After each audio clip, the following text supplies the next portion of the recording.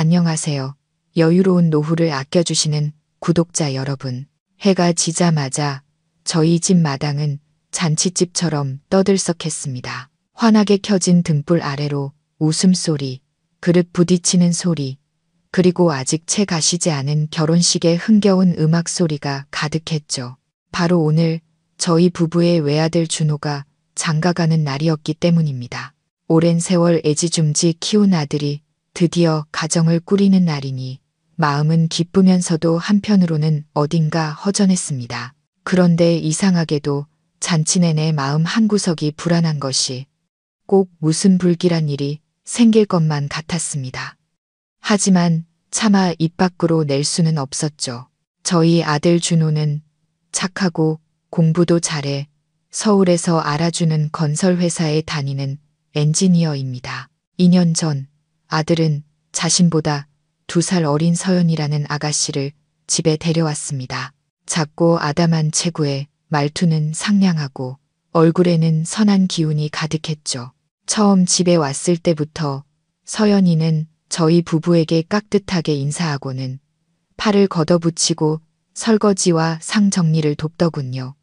저는 그 모습이 무척 마음에 들었습니다. 두 아이가 결혼하고 싶다는 뜻을 비쳤을 때 저는 두말 없이 허락했습니다. 몇 달간 결혼 준비를 하면서 저와 서연이는 더욱 가까워졌습니다. 서연이는 흔히들 말하는 시어머니라는 호칭 대신 처음부터 저를 다정하게 어머니라고 불렀습니다. 그 마음에 감동한 저는 서연이를 친딸처럼 여기게 되었습니다. 시장에 갈 때면 늘 서연이가 좋아하는 반찬거리를 더 사오곤 했죠.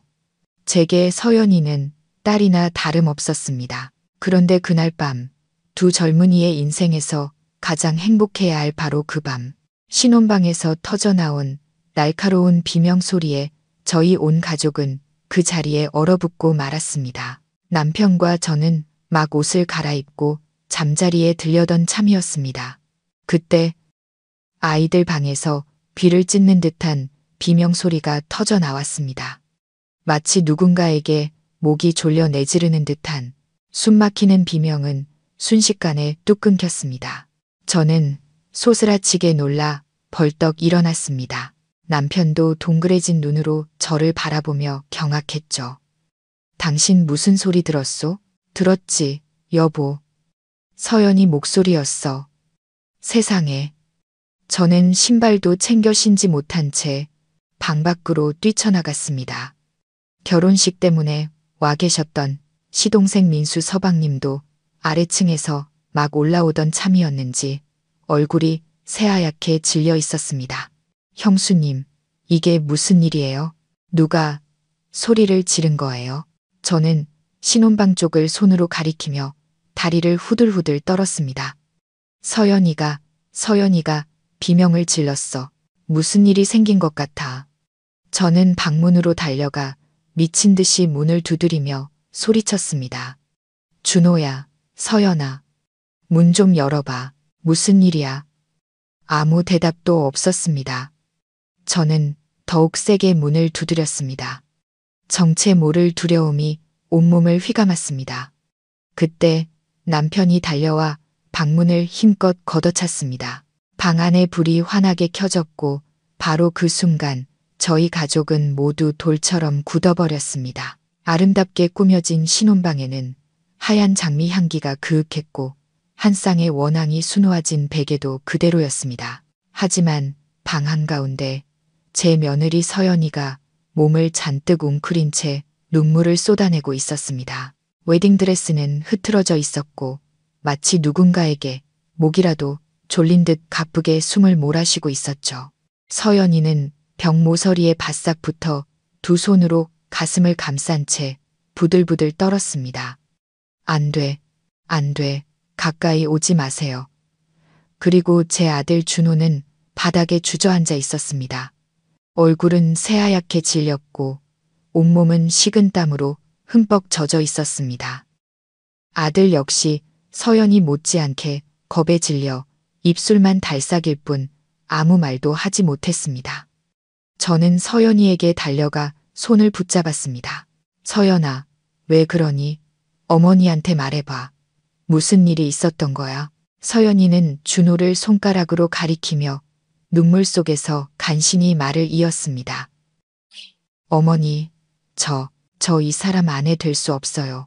이 사람은 서연이는 끝내 말을 잇지 못하고 마치 학질에 걸린 사람처럼 온몸을 사시나무 떨듯 떨었습니다. 저는 준호 쪽을 바라봤습니다. 아들의 상태도 별반 다르지 않았습니다. 넋이 나간 사람처럼 그저 떨고만 있었죠. 저는 남편과 시동생에게 말했습니다. 일단 서연이 좀 밖으로 데리고 나가요. 무슨 일이든 내일 아침에 얘기하고 우선 애부터 진정시켜야겠어요. 남편이 서연이를 부축해 옆에 있는 빈 방으로 데려갔습니다. 저는 준호를 일으켜 세우려 했지만 아들은 돌처럼 굳어 꼼짝도 하지 않았습니다. 제가 어깨를 잡고 세게 흔들자 그제야 아들은 더듬거리며 말했습니다. 어머니, 일부러 그런 게 아니에요. 이럴 줄 몰랐어요. 저도 제 자신을 통제할 수가 없었어요. 저는 소리쳤습니다. 무슨 소리를 하는지 하나도 모르겠다. 도대체 무슨 일이 있었던 거냐고. 아들은 핏발선 눈으로 저를 보더니 갑자기 아이처럼 울음을 터뜨렸습니다. 이제 막 장가간 사내 자식이 어린애처럼 서럽게 우는 모습이라니. 그날 밤 저희 집은 누구 하나 잠들지 못했습니다. 신혼방 안에서 무슨 일이 일어났는지 아무도 알 수 없었지만 한 가지는 분명했습니다. 며느리가 비명을 지르고 아들이 무너져 내릴 만큼 끔찍한 일이 벌어졌다는 것. 그리고 그 일로 인해 저희 가족은 결혼식 첫날 밤부터 끔찍한 악몽에 빠져들었다는 사실 말입니다. 두 아이의 무서운 침묵 속에 어떤 비밀이 숨겨져 있는지는 오직 하늘만이 알고 있을 겁니다. 그날 밤 온종일 떠들썩했던 집은 숨막히는 정적에 휩싸였습니다. 제가 얼마나 오랫동안 거실에 앉아 있었는지 기억나지 않습니다. 희미한 스탠드 불빛 아래 준호와 서연이가 약혼식 때 찍은 사진만 멍하니 바라보았습니다. 사진 속 두 아이는 손을 꼭 잡고 환하게 웃고 있었습니다. 그때만 해도 저는 아들이 참으로 복이 많다고 생각했습니다. 착하고 어른 공경할 줄 아는 아가씨를 아내로 맞았으니까요. 그런데 지금 서연이는 옆방에 홀로 웅크리고 누워있고 제 아들은 충격에서 헤어나오지 못하고 있습니다. 남편은 밤새 아무 말 없이 마당을 서성이며 줄담배만 피워댔고 그 얼굴엔 걱정이 가득했습니다. 시동생 민수 서방님도 몇 마디 위로를 건네고는 자기 방으로 돌아갔습니다. 모두들 심상치 않은 일이 벌어졌다는 걸 알았지만 누구도 섣불리 추측하려 하지 않았습니다. 진실이 두려웠기 때문이죠. 새벽 4시쯤 되었을까 조용히 문 열리는 소리가 들렸습니다. 돌아보니 구겨진 웨딩드레스 차림의 서연이가 서 있었습니다. 얼굴은 창백했고 눈은 퉁퉁 부어 있었죠. 아이는 천천히 제게 다가와 무릎을 꿇었습니다. 목소리는 쉬어 잠겨 있었습니다. 어머니, 죄송해요. 저는 깜짝 놀라 아이를 일으켜 세웠습니다. 왜 그러니, 서연아. 무슨 일이 있으면 말을 해야지. 이렇게 입 다물고 있으면 어떡해. 서연이는 제 손을 꼭 잡고 고개를 숙인 채 조용히 눈물을 흘렸습니다. 더는 마음에 담아둘 수가 없어요. 어머니, 지금 말하지 않으면 평생 이 공포 속에서 살게 될 것 같아요. 저는 아이의 손을 힘주어 잡으며 조용히 고개를 끄덕였습니다. 그래, 어머니가 들을게. 천천히 말해보렴. 아이는 한참을 흐느끼다 고통의 밑바닥에서 한 글자 한 글자 꺼내듯 천천히 입을 열었습니다. 저희가 방에 들어간 뒤 준호 씨가 문을 잠갔어요. 처음엔 괜찮았어요. 세수하라며 물도 떠다 줬고요. 그런데 제가 옷을 갈아입고 나오자 그 사람이 갑자기 변했어요. 아이의 두 손이 떨리는 게 보였습니다. 서연이는 입술을 피가 나도록 깨물며 말을 이었습니다. 어머니, 그 사람이 저를 보는데 눈빛이 더는 제 남편이 아니었어요. 완전히 낯선 사람의 눈빛이었어요. 너무 무서웠어요. 자기 아내를 그런 눈으로 보는 사람은 처음 봤어요. 그 눈에는 사랑이 아니라 혐오와 분노만이 가득했어요. 그러더니 저더러 대가를 치러야 한다고 했어요. 저는 벌떡 일어섰습니다. 온몸에 소름이 돋았죠. 대가를 치러. 무슨 대가? 준호가 너한테 무슨 대가를 치러야 한다고 했단 말이냐? 서연이는 머리를 감싸쥐고 비명처럼 외쳤습니다. 저도 몰라요. 너무 무서워서 아무것도 이해할 수가 없었어요. 어머니, 전 아무 잘못도 하지 않았어요. 그런데 왜 그 사람이 갑자기 미친 듯이 화를 낸 거죠? 너무 무서워서 그래서 소리를 질렀던 거예요.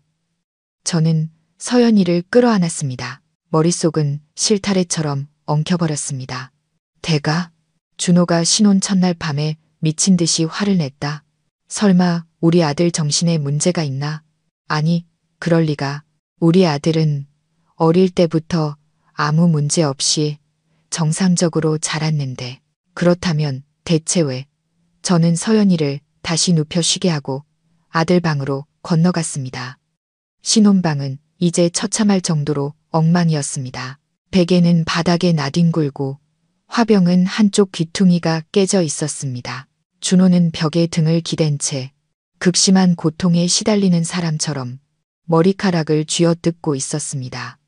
저는 조용히 아들 옆에 앉았습니다. 엄마한테 솔직하게 말해. 도대체 무슨 일이 있었던 거니? 아들은 저를 쳐다보지도 않고 잠긴 목소리로 말했습니다. 저 서연이한테 아무 짓도 안 했어요. 맹세해요. 그런데 왜 애한테 대가를 치러야 한다고 말한 거야? 뭐에 대한 대가 말이냐? 준호가 갑자기 고개를 돌려 저를 보았습니다. 눈은 새빨갛게 충혈되어 있었죠. 서연이가 제 모든 걸 잃게 만든 장본인이니까요. 저는 완전히 얼어붙었습니다. 무슨 소리인지 이해할 수 없었죠. 뭘 잃어? 내가 뭘 잃었단 말이냐? 아들은 주먹으로 바닥을 내리쳤습니다. 엄마, 3년 전에 제가 수진이라는 여자 사랑했던 거 기억하세요? 저는 고개를 끄덕였습니다. 똑똑히 기억하고 말고요. 준호는 수진이를 집에 데려온 적이 있었습니다. 수줍음이 많아 보였지만 아주 예의 바른 아가씨였죠. 두 사람은 1년 가까이 사귀다 갑자기 헤어졌습니다. 이유를 물으니 성격이 안 맞는다더군요. 그 후로 수진이는 흔적도 없이 사라졌습니다. 그런데 그게 서연이랑 무슨 상관이야? 준호는 원망 어린 눈으로 비웃듯 말했습니다. 서연이가 바로 수진이와의 사랑을 망가뜨린 장본인이에요. 저는 그 자리에 못 박힌 듯 굳었습니다. 계속 말해봐. 그땐 수진이가 왜 갑자기 사라졌는지 몰랐어요. 그런데 나중에 우연히 수진이가 보냈던 낡은 일기장을 읽게 됐어요. 수진이가 유부남이랑 어울리는 사진을 찍어서 그 남자 아내한테 보내 수진이를 모함했던 사람이 바로 서연이라는 걸 알게 됐죠. 저는 할 말을 잃었습니다. 설마 서연이가? 준호는 고개를 끄덕였습니다. 서연이는 수진이의 가장 친한 친구였어요. 질투심 때문에 그런 짓을 꾸민 거예요. 수진이는 직장에서 쫓겨나고 가족들에게 오해까지 받았어요. 결국 수진이는 떠나버렸고 전 영원히 그 애를 잃었어요. 아들은 흐느끼며 말했습니다. 서연이랑 결혼할 생각은 없었어요. 그런데 저희 집에 온 걸 보고 알아봤죠. 복수하기 위해서 결혼한 거예요. 저는 마치 뺨이라도 맞은 듯한 충격에 휩싸였습니다. 아들이 뱉어내는 말 한마디 한마디가 아들의 행복에 대한 제 모든 믿음을 산산조각 냈습니다. 저는 속삭이듯 물었습니다. 그래서 오늘 밤 뭘 하려고 했던 거니? 아들은 고개를 떨군 채 부들부들 떨었습니다. 서연이 몸에 손대진 않았어요.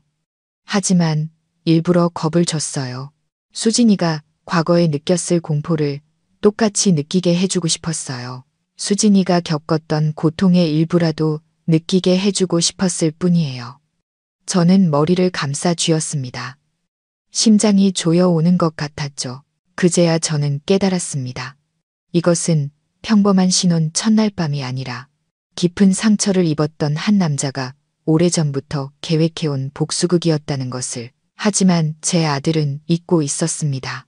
그 복수극으로 인해 또 다른 한 여성의 인생을 망가뜨리고 있다는 사실을 말입니다. 다음 날 아침, 해가 막 떠오를 무렵 집안은 여전히 무거운 침묵에 잠겨 있었습니다. 시동생은 멍한 얼굴로 마루에 앉아 있었고 남편은 끓는 찬물이 몇 번이나 넘쳐 흐르는 것도 모른 채 찻잔만 만지작거렸습니다. 저는 밤새 한숨도 자지 못했습니다. 내 아들이 그렇게 오랫동안 나를 속여왔다니. 내 며느리는 대체 어떤 아이인가? 그리고 가장 중요한 것, 정말로 서연이가 남을 해친 것일까? 하는 질문들이 머릿속을 헤집었습니다. 제가 뒤뜰에 나갔을 때 차가운 새벽 이슬이 나뭇잎에 맺혀 있었습니다. 멀리서 들려오는 닭 울음소리가 새날의 시작을 재촉했지만 어떻게 시작해야 할까요?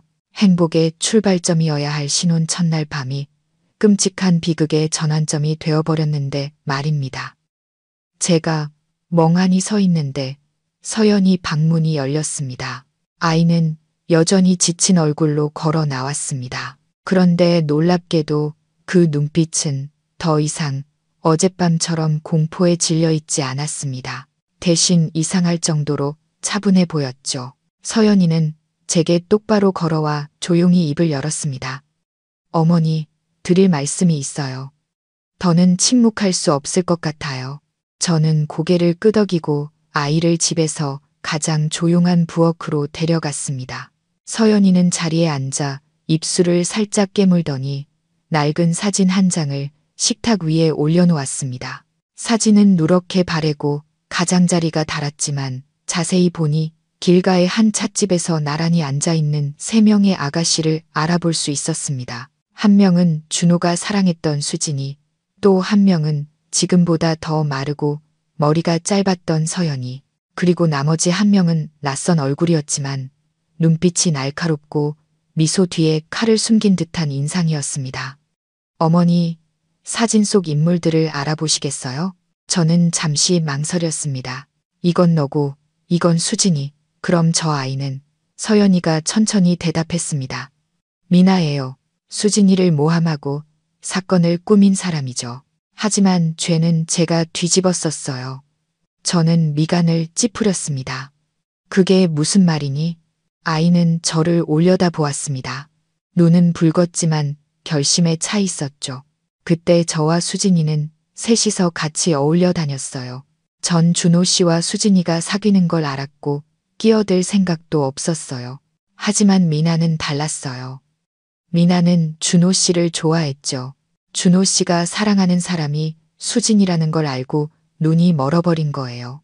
어느 날 미나는 거짓말로 저를 카페에 불러내서는 수진이가 옛 직장 상사이자 유부남인 남자와 이야기하는 모습을 몰래 찍었어요.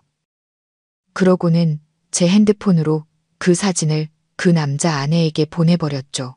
저는 할 말을 잃었습니다. 미나는 제가 핸드폰 잠금을 안 해놓는 습관을 알고 있었어요. 그 남자 아내가 회사에 와서 난리를 치면서 수진이는 해고당하고 평판도 바닥으로 떨어졌어요. 모든 일이 밝혀졌을 때 미나는 모르는 척 발뺌했죠. 그리고 수진이는 제 번호로 온 문자를 보고 제가 자기를 해쳤다고 오해한 거예요.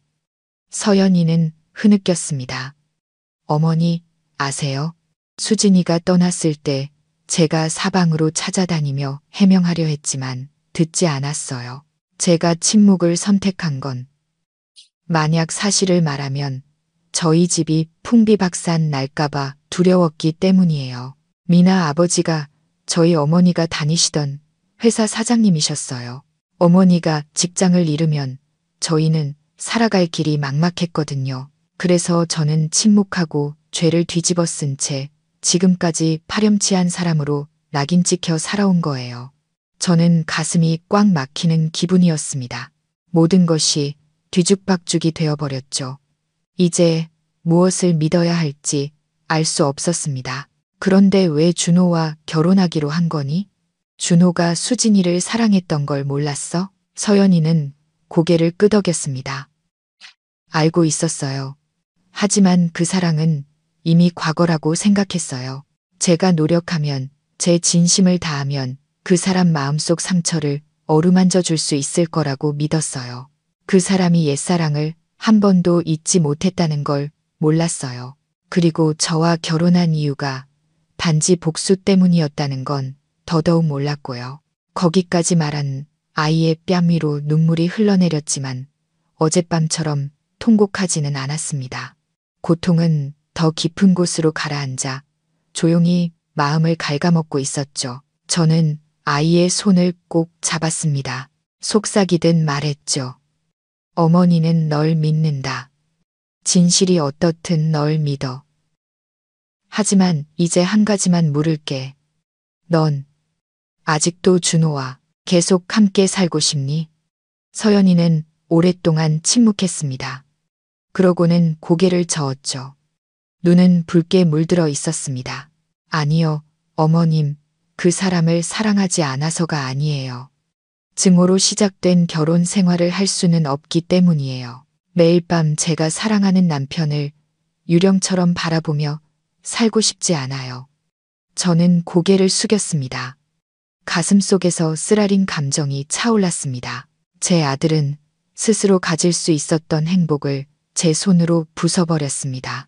그리고 제가 친딸처럼 믿었던 며느리는 자신이 저지르지도 않은 죄 때문에 가장 깊은 상처를 입게 되었습니다. 그때 준호의 방문이 열렸습니다. 아들은 멍한 얼굴로 낡은 일기장 한 권을 손에 들고 걸어 나왔습니다. 그리고 법적으로 아내가 된 지 24시간도 채 되지 않은 서연이를 고통스러운 눈빛으로 바라보았습니다. 미안해. 서연이는 아무 말 없이 조용히 고개를 끄덕였습니다. 준호는 일기장을 책상 위에 올려놓고 수진이와 미나가 함께 찍은 사진이 끼워진 페이지를 펼쳤습니다. 바로 서연이가 조금 전에 보여준 사진 속 그 여자였습니다. 나란히 놓인 두 장의 사진을 보니 진실의 윤곽이 드러났습니다. 하지만 그 진실을 알기 위해 치른 대가는 한 사람의 인생이 산산조각 나는 것이었습니다. 준호의 사과를 듣고 저는 서연이가 울음을 터뜨리거나 원망할 줄 알았습니다. 하지만 아이는 마치 어젯밤 모든 감정이 소진된 사람처럼 조용히 앉아있기만 했습니다. 그 침묵이 제 가슴을 더욱 아프게 찔렀습니다. 갓 시집 온 지 하루 된 며느리가 이런 충격을 감당해야 하다니 이보다 더 큰 고통이 어디 있을까요? 준호는 서연이 앞에 서서 괴로운 눈빛과 잠긴 목소리로 말했습니다. 미안하다는 말 한마디로 내가 저지른 일을 되돌릴 수 없다는 거 알아. 하지만 이 말밖에는 할 말이 없다. 증오심에 눈이 멀었던 나를 용서해달라는 말은 안 할게. 정말 미안하다. 서연이는 대답 없이 자리에서 일어나 제게 고개를 숙였습니다. 어머니, 잠시 친정에 다녀오겠습니다. 모든 걸 다시 생각할 시간이 필요해요. 저는 서연이의 손을 붙잡았습니다. 서연아, 내 마음이 얼마나 아플지 안다. 하지만 어쨌든 너희는 부부잖니. 서로에게 시간을 좀 더 주렴. 준호가 잘못한 건 맞지만 서연이는 입술을 깨물며 목맨 소리로 말했습니다. 결혼을 복수의 도구로 삼는 사람과는 살 수 없어요. 제 마음을 이해해 주세요, 어머니. 저는 남편 쪽을 바라보았습니다. 남편은 침통한 얼굴로 식탁에 앉아 있었습니다. 평생 과묵했던 사람이지만 지금 머릿속이 복잡하리라는 걸 알 수 있었죠. 결혼식이 막 끝났는데 집 안에는 아직 축하의 등불과 꽃장식이 그대로인데 며느리가 집을 나가겠다니 이 일이 밖에 알려지면 온 동네가 시끄러워질 겁니다. 저희 체면은 뭐가 되겠습니까? 남편이 천천히 입을 열었습니다. 내가 정 그렇다면 가거라. 하지만 이 순간부터 모든 것은 단순한 다툼이 아니게 된다는 걸 기억해라. 한 번 잘못 내디딘 걸음은 되돌리기 어려울 수 있다. 서연이는 눈물을 글썽이며 남편을 바라보고는 작게 고개를 끄덕였습니다. 저는 한숨을 쉬었습니다. 아이는 방으로 들어가 짐을 쌌습니다. 작은 캐리어에 평상복 몇 벌만 챙겼죠. 웨딩드레스, 예물, 결혼사진, 모든 것을 남겨두고 떠났습니다. 저는 대문 앞까지 아이를 배웅했습니다. 작은 체구가 택시를 타고 골목 너머로 사라지는 모습을 보며 제 심장은 두 조각으로 찢어지는 듯 했습니다. 한쪽은 며느리에 대한 안쓰러움으로, 다른 한쪽은 어리석은 아들에 대한 아픔으로 말입니다. 집으로 돌아오니 준호는 여전히 의자에 고개를 숙이고 앉아 있었습니다. 그때 남편이 찻잔을 바닥에 내동댕이 치며 한 글자 한 글자 힘주어 말했습니다. 가 시집온 아내를 하루도 안 돼서 내쫓아? 내가 남자냐? 준호는 대답 없이 주머니에서 종이 뭉치를 꺼냈습니다. 수진이의 일기장이었죠. 아버지, 어머니, 이걸 읽어보시면 제가 왜 그랬는지 조금은 이해하실지도 몰라요. 하지만 저도 제가 틀렸다는 걸 알아요. 증오에 사로잡혀서 처음부터 옳고 그름을 분별하지 못해서 틀렸어요. 이제 전 모든 걸 잃었어요. 남편은 일기장을 받아들고 첫 몇 장을 읽더니 책상 위에 내려놓았습니다. 더는 아무 말도 하지 않았지만 그 눈빛은 실망감으로 가득했습니다. 저는 더 이상 참을 수 없었습니다. 머리를 감싸쥐고 울음을 터뜨렸습니다. 그토록 성대했던 결혼식이 이제는 산산조각이 나버렸습니다. 친척들이 아직 다 돌아가지도 않았는데 저희 집은 아들 부부의 문제로 엉망진창이 되었습니다. 그날 오후 옆집 김 여사님이 놀러 오셨습니다. 대문을 들어서자마자 평소와 다른 적막함에 의아해 하셨죠. 아니, 이게 어찌 된 일이에요? 어제만 해도 잔치로 떠들썩하더니 오늘은 집안이 왜 이리 조용해요? 저는 억지 웃음을 지었습니다. 아, 애들이 사소한 일로 좀 다투서요. 우리 서연이가 좀 예민해서요. 하지만 김 여사님이 제 말을 다 듣기도 전에 대문 밖에서 오토바이 소리가 요란하게 들렸습니다. 그리고 한 여자가 오토바이에서 내렸습니다. 그 얼굴을 본 순간 저는 온몸이 굳어버렸습니다. 수진이었습니다. 3년 전 제 아들의 인생에서 완전히 사라진 줄 알았던 그 여자. 준호를 증오에 빠뜨려 복수라는 극단적인 결심을 하게 만든 장본인이었습니다.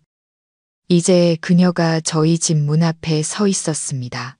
평온해 보이는 눈이었지만 그 시선 속에는 날카로운 칼날이 숨겨져 있는 듯했습니다. 안녕하세요, 아주머니. 오랜만이에요. 저는 아무 말도 할 수 없었습니다. 마치 과거에서 돌아온 유령을 보는 기분이었죠. 내가 어떻게 여길? 수진이는 미소를 지었지만 그 미소에는 어딘가 씁쓸함이 묻어 있었습니다. 근처에 출장 왔다가 우연히 미나를 만났어요. 미나랑 얘기하다가 옛날 일이 전부 오해였다는 걸 알게 됐어요. 미나가 자기가 저를 모함했고 서연이는 아무 관련이 없다는 걸 인정했어요. 하지만 이미 너무 늦었죠. 어젯밤 준호 오빠 결혼 소식을 들었는데 어떻게 해야 할지 모르겠더라고요. 저는 손을 꽉 쥐었습니다. 너 아직도 준호한테 마음이 있는 거니? 수진이는 바로 대답하지 않았습니다. 그녀는 어제까지만 해도 등불과 꽃으로 장식되어 있던 저희 집 처마를 올려다 보았습니다. 저도 잘 모르겠어요, 아주머니. 다만 죄책감이 들었고 준호 오빠가 제 입으로 직접 진실을 들어야 한다고 생각했어요. 저는 고개를 끄덕이며 떨리는 손으로 수진이를 안으로 안내했습니다. 준호가 고개를 들었고 그토록 사랑했고 애타게 찾아 헤맸던 수진이가 눈앞에 서 있는 것을 보자 그 눈빛은 무너져 내렸습니다. 수진이, 정말 너 맞아? 수진이는 준호의 눈을 똑바로 바라보며 천천히 말했습니다. 나야, 오빠, 그리고 다시 시작하려고 온 게 아니야. 모든 걸 용서한다고 말해주려고 왔어. 나도 잘못했어. 서연이의 해명을 듣지 않았으니까. 도망쳤고 증오를 너무 오래 품고 있었어. 그냥 서연이는 잘못이 없다고, 오빠도 더는 증오하지 말라고 말해주고 싶었어. 방 안은 숨 막히는 정적에 휩싸였습니다. 준호는 무릎을 꿇고 두 손으로 머리를 감쌌습니다. 내가 하루만 일찍 왔더라면 이런 끔찍한 결혼은 없었을 텐데. 수진이는 붉어진 눈시울을 감추며 돌아섰습니다. 하지만 가장 상처받은 사람은 서연이야. 수진이가 돌아간 후 저희 집은 다시 죽음 같은 정적에 빠졌습니다. 그녀가 남긴 마지막 말, 가장 상처받은 사람은 서연이야라는 말이 마치 깊은 밤의 종소리처럼 머릿속을 계속 맴돌았습니다.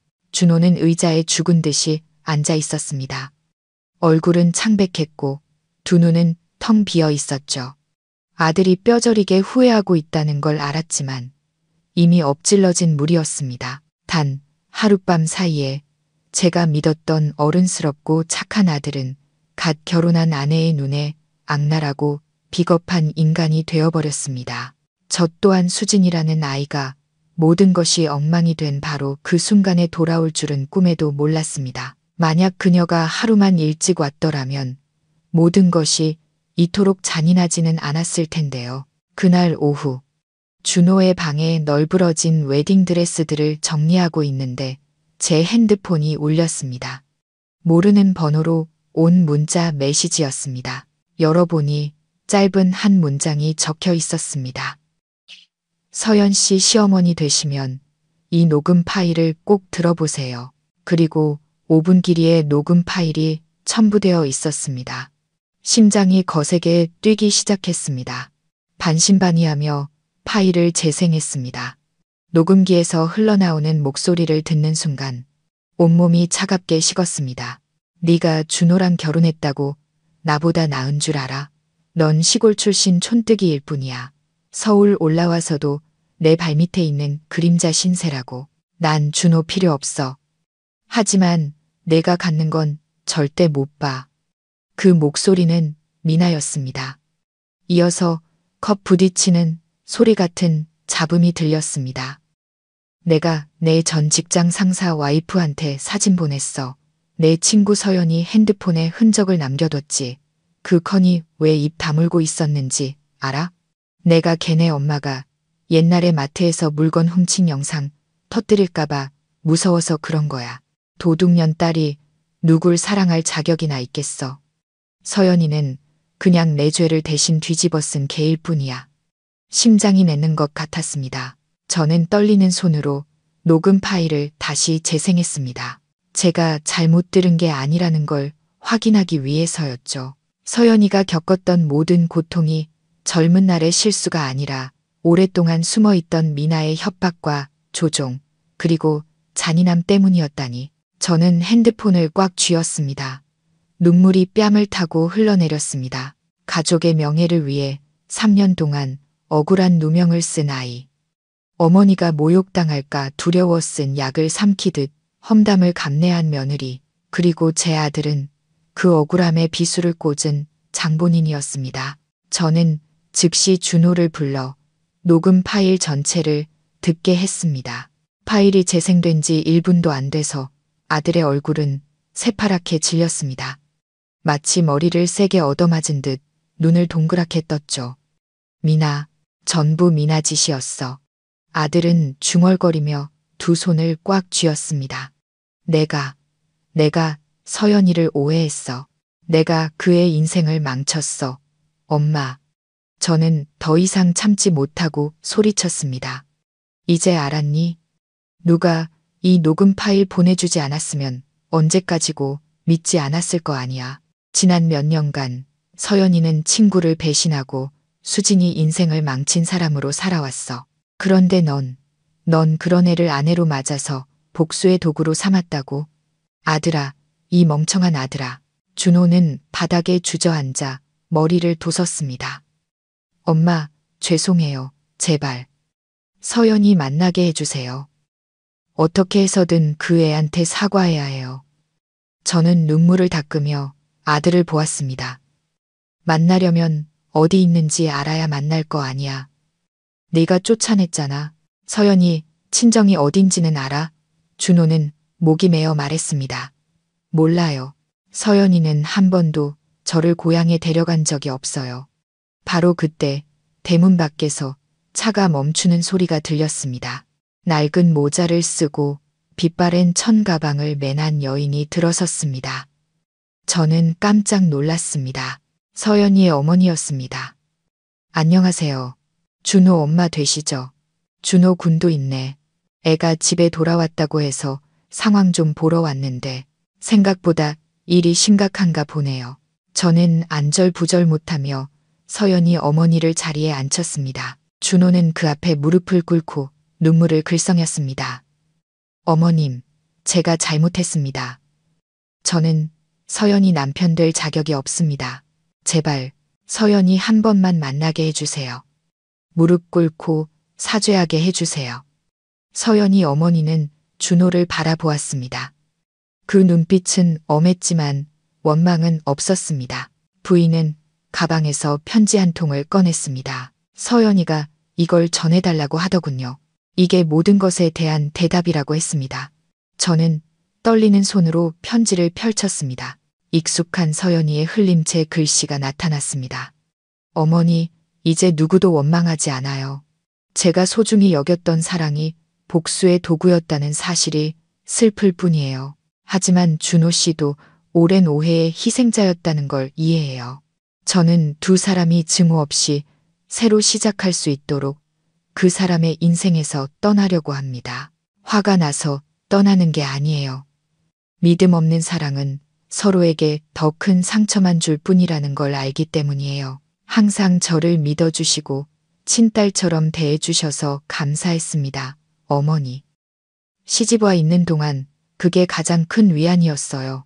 저는 고향에서 한동안 지내려고 합니다. 마음이 평온해지면 그때 어머니께 연락드릴게요.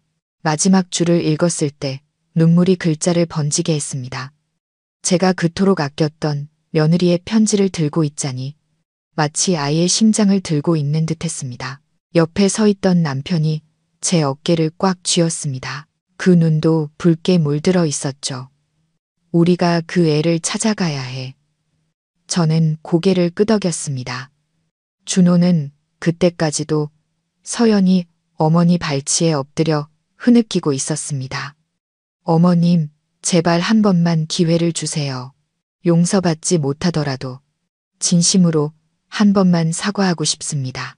서연이의 편지를 받은 지 사흘 후 저희 부부는 집안일을 정리하고 준호와 함께 서연이의 고향으로 떠나기로 했습니다. 며느리가 스스로 떠난 것을 알면서도 텅 빈 신혼방을 볼 때마다 가슴이 아팠습니다. 화병에 시든 꽃, 벽에 걸린 결혼 사진은 불완전한 결혼의 고통스러운 증거가 되어버렸죠. 저희는 이른 아침에 출발했습니다. 서연이 어머니는 앞자리에 앉으셨습니다. 깡마른 몸, 빛바랜 갈색 옷차림이었지만 그 눈빛은 굳건했고 그 안에는 외동딸에 대한 깊은 걱정이 담겨 있었습니다. 가는 내내 부인은 말이 없었고 가끔 백미러로 준호를 쳐다볼 뿐이었습니다. 준호는 완전히 침묵했습니다. 두 손을 무릎 위에 올려놓고 창밖만 멍하니 바라보았죠. 한마디의 불평도 변명도 없었습니다. 차는 거의 4시간을 달려 울퉁불퉁한 흙길을 지나 나무와 논밭이 가득한 평화로운 시골 마을인 충청도의 한 마을에 도착했습니다. 그곳이 서연이가 태어나고 자란 곳이었습니다. 작은 개울가에 자리한 낡고 소박한 단층집 앞에 차가 멈추자 10살쯤 되어 보이는 여자아이가 달려 나오며 외쳤습니다. 외할머니, 오셨어요. 서연이 어머니는 다정하게 웃으며 아이의 머리를 쓰다듬고는 저희를 돌아보며 말했습니다. 제 손녀예요. 서연이 언니의 딸이죠. 우리 집에서는 서연이가 막내라 조카들이 다들 서연이를 잘 따라요. 저는 슬레이트 지붕에 시멘트도 바르지 않은 벽돌담의 작은 집을 보며 마음이 아팠습니다. 그토록 많은 억울함을 겪고 온 가족을 책임져 온 아이가 이제는 남편에게까지 상처를 받았다니. 저희가 집 안으로 들어서자 문 앞에 야자수 두 그루 덕분에 시원했습니다. 부엌에서 채소를 다듬는 소리가 들리더니 서연이가 걸어 나왔습니다. 저와 준호, 그리고 남편은 모두 그 자리에 멈춰 섰습니다. 아이가 초라하거나 수척해서가 아니었습니다. 오히려 서연이는 소박한 흰 셔츠에 머리를 높게 묶고 있었고 얼굴에는 여전히 본래의 아름다움이 남아 있었습니다. 하지만 그 눈빛은 예전처럼 반짝이지 않았습니다. 서연이는 저희를 평온하지만 거리감 있게 바라보았습니다. 어머니, 오셨어요? 서연이 어머니가 고개를 끄덕였습니다. 그래, 너 보러 몇 분 모시고 왔다.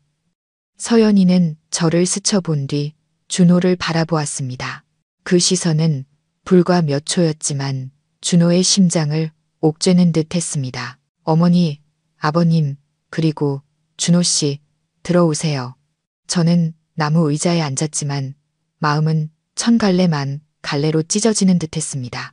준호는 감히 한 걸음도 더 다가오지 못하고 서 있었습니다. 결국 제가 먼저 입을 열었습니다. 서연아, 네가 화나고 슬프고 실망한 거 안다. 하지만 오늘 내가 온 건 변명하러 온 게 아니야. 그냥 내가 널 진심으로 아낀다고 말해주고 싶어서 왔어. 내가 이 집 며느리이든 아니든 넌 언제나 내 딸이야. 서연이는 고개를 숙였습니다. 눈물을 글썽였지만 울지는 않았습니다. 알아요. 처음부터 끝까지 믿어주셔서 감사해요, 어머니. 저는 아이의 손을 잡았습니다. 아이의 손은 얼음장처럼 차가웠습니다. 남편도 입을 열었습니다. 준호를 말리지 못해 미안하다. 그저 괜찮다면 우리 가족을 용서해 주길 바랄 뿐이다. 서연이는 작게 고개를 끄덕였습니다. 그때야 준호가 한 걸음 다가와 떨리는 목소리로 말했습니다. 서연아, 난 변명할 말이 없어. 그저 내게 속죄할 기회를 한 번만 줬으면 좋겠어. 서연이는 준호를 보았습니다. 원망이나 분노가 아닌 지치고 고요한 시선이었습니다. 나도 당신을 사랑했고 작은 가정을 꿈꿨어요. 하지만 당신이 내게 준 건 쉽게 아물지 않을 상처예요. 만약 지금 당장 당신을 용서한다면 그건 나 자신을 배신하는 거나 마찬가지예요. 준호는 바닥에 무릎을 꿇고 눈물을 흘렸습니다. 그럼 내가 뭘 하면 될까? 제발 이렇게 날 떠나지만 말아줘. 긴장된 분위기가 무겁게 내려앉았을 때 갑자기 서연이의 핸드폰이 울렸습니다. 전화를 받던 서연이의 얼굴이 몇 초 뒤 새파랗게 질렸습니다. 뭐라고요? 미나가 사고를 당해서 응급실에 있다고요? 온 가족이 깜짝 놀랐습니다. 준호가 달려왔습니다. 미나라니, 누구? 서연이는 더듬거리며 말했습니다. 모든 일의 원흉인 미나요. 방금 차로 자살 시도를 했대요. 저는 아연실색했습니다. 자살 시도? 왜? 서연이가 떨리는 목소리로 말했습니다. 제게 유서를 보냈어요. 준호 씨가 무너지고 제가 떠나는 걸 보고 후회스럽다고 모든 걸 끝내고 싶다고요. 나는 악하게 살았으니 천벌을 기다릴 자격도 없다. 내가 직접 찾아가겠다고 썼어요. 남편이 즉시 신호를 보냈습니다.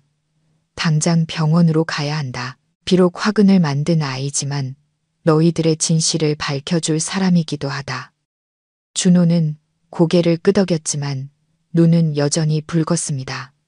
서연이가 저를 보았습니다. 그 눈빛에 처음으로 망설임이 서렸습니다. 어머니, 저도 같이 가야 할까요? 저는 아이의 손을 꽉 잡았습니다. 가거라. 미나를 용서하기 위해서가 아니라 잘못된 모든 것을 끝내기 위해서 말이다. 저희를 태운 차는 흙먼지를 날리며 시골길을 내달렸습니다. 차 안에서는 아무도 말을 하지 않았습니다. 공기는 숨 막힐 듯 무거웠고 각자 마음속에 무거운 짐을 지고 있었죠. 하지만 가장 무거운 짐을 진 사람은 아마 서연이었을 겁니다. 저는 옆자리에 앉아 백미러로 몰래 아이를 쳐다보았습니다.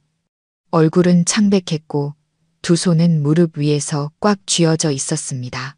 긴 길을 가는 동안 서연이는 눈물 한 방울 흘리지 않았지만 저는 아이의 마음이 실타래처럼 엉켜 있다는 것을 알 수 있었습니다. 수년간의 인내, 남편에게 오해받고 친구에게 배신당한 고통, 시댁의 경계심. 그런데 이제 그 모든 일의 원흉이 병원에서 사경을 헤매고 있습니다. 진실이 밝혀지기도 전에 비밀을 쥔 자가 사라질지도 모르는 상황이었습니다. 저희가 시내병원에 도착했을 때는 이미 해가 저물어 있었습니다. 응급실은 붉은 등으로 환했고 소독약 냄새와 심박 측정기 소리가 규칙적으로 울려 퍼져 마음을 더욱 불안하게 했습니다. 간호사가 저희를 복도 끝작은 방으로 안내했습니다. 미나가 그곳에 누워 있었습니다. 몸에는 온갖 튜브가 꽂혀 있었고 인공호흡기가 희미한 숨을 돋고 있었습니다. 이마에는 흰 붕대가 감겨 있었고 피가 배어나와 갈색 얼룩을 만들었습니다.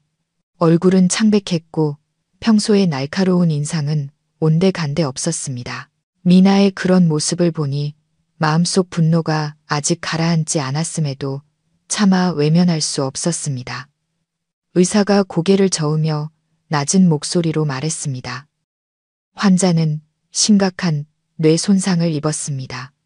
긴급 수술을 했지만 예후가 좋지 않습니다.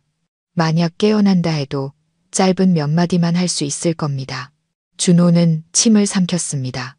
서연이는 다가가 병상 옆에 앉아 미나의 손등에 조용히 손을 얹었습니다.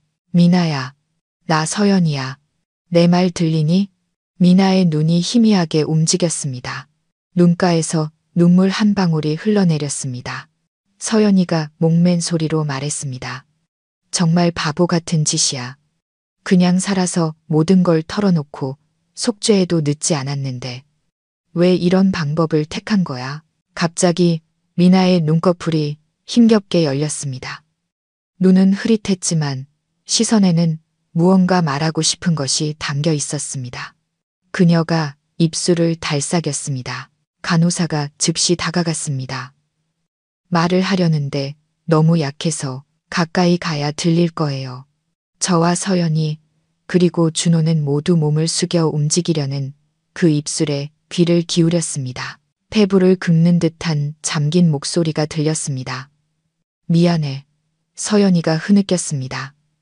난 사과가 필요한 게 아니야. 진실이 필요해.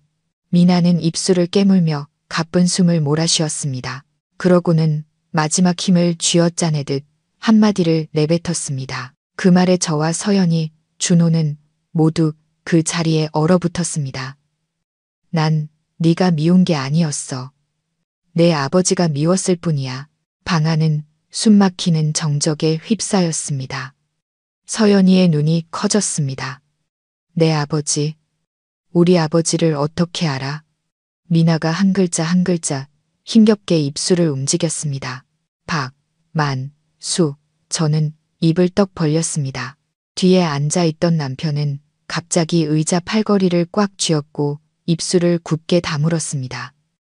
서연이가 떨리는 목소리로 물었습니다. 뭐라고? 다시 말해봐. 우리 아버지가 누구라고? 미나는 울었습니다. 눈물이 베개를 적시는 피와 섞여 흘러내렸습니다. 난 그 사람의 숨겨진 딸이야. 서연이는 바닥에 주저앉았습니다. 얼굴은 새하얗게 질려 있었죠. 아이는 평생 아버지가 누군지 모르고 살았습니다. 어머니가 굳게 비밀을 지키며 갓난아기 때 돌아가셨다고만 했었죠. 미나의 목소리가 점점 약해졌습니다. 난 원망했어. 우리 엄마를 버렸으니까. 그리고 네가 당당하게 사는 게 미웠어. 미안해. 삐 하는 소리가 길게 울렸습니다. 심박 측정기의 선이 일직선으로 변했습니다. 방 안은 아수라장이 되었습니다. 간호사들이 저희를 밖으로 내보냈고 의사들이 심폐소생술을 시도했지만 모든 것이 소용없었습니다. 미나는 원망과 질투 그리고 충격적인 비밀의 절반만을 남긴 채 세상을 떠났습니다. 서연이는 바닥에 미동도 없이 앉아 있었습니다. 얼굴에는 핏기 하나 없었죠. 저는 아이가 쓰러지지 않도록 달려가 껴안았습니다. 정신 차려, 서연아. 괜찮아. 서연이가 흐느꼈습니다. 어머니, 제 아버지는 누구예요? 왜 어머니는 저한테 숨기셨을까요? 미나는 어떻게 안 거죠? 준호가 서연이의 손을 잡았습니다. 우리가 진실을 찾아야 해. 아무리 고통스러워도. 미나의 말이 묻히게 둘 수는 없어. 의사가 저희에게 방을 나가달라는 신호를 보냈습니다. 저는 서연이를 부축해 복도로 나왔습니다. 마음이 천근만근 무거웠습니다. 한 사람은 죽고 한 사람은 무너졌습니다. 그리고 남은 저희는 과거의 핏자국을 따라 진실의 뿌리를 찾아야만 했습니다. 바로 그때 준호의 핸드폰이 울렸습니다. 모르는 번호였습니다. 준호가 전화를 받자 수화기 너머로 낮고 분명한 남자의 목소리가 들려왔습니다. 박만수 씨가 누구인지 알고 싶다면 내일 아침 9시에 다리목 삼거리에 있는 낡은 제재소로 오시오. 기회는 이번뿐이오. 내가 먼저 당신들을 찾아가게 만들지 마시오. 다음 날 아침 8시 반 정각에 저희는 시내와 외딴 시골의 경계에 있는 다리목 삼거리에 도착했습니다. 안개처럼 비가 흩뿌리며 풍경을 잿빛으로 물들였습니다. 낡은 제재소로 이어지는 흙길은 잡초가 무성했고 벽은 페인트가 벗겨져 있었습니다. 만수 제재소라는 간판은 절반이 떨어져 나가 녹슨 글씨만 시간의 흔적을 보여주고 있었습니다. 아무도 서로에게 말을 걸지 않았습니다. 저는 서연이 옆에서 손을 꼭 잡고 걸었습니다. 너무 많은 정보에 갈기갈기 찢긴 며느리에게 온기를 전해주고 싶었습니다. 준호는 침울한 얼굴로 뒤를 따랐습니다. 평소 과묵하던 남편은 더욱더 입을 굳게 다물었습니다. 남편은 주위를 둘러보았는데 그 눈빛은 경계심인지 아니면 형언할 수 없는 당혹감인지 알 수 없었습니다. 저희가 제재소 문 가까이 다가갔을 때 검은 재킷을 입은 한 남자가 어둠 속에서 걸어 나왔습니다. 키가 크고 머리는 희끗희끗했으며 눈은 깊었습니다. 얼굴에는 세월의 주름이 가득했지만 그에게서는 피로감 대신 권위와 신중함이 느껴졌습니다. 그는 걸음을 멈추고 저희 한 사람 한 사람을 쳐다보다가 서연이에게 시선을 오래 머물렀습니다. 두 사람의 시선이 잠시 망설임 속에 마주쳤습니다. 그리고 남자가 잠긴 목소리로 입을 열었습니다. 서연이 많이 컸구나. 서연이는 얼어붙었습니다. 누구세요? 남자는 슬프게 웃었습니다. 내 아버지다. 저희 중 누구도 말을 잇지 못했습니다. 서연이의 손이 가늘게 떨리는 것이 느껴졌습니다. 아이는 한 걸음 뒤로 물러서며 마치 황당한 이야기를 들은 사람처럼 그를 쳐다보았습니다. 아니, 무슨 말씀이세요? 누구시냐고요? 그 남자.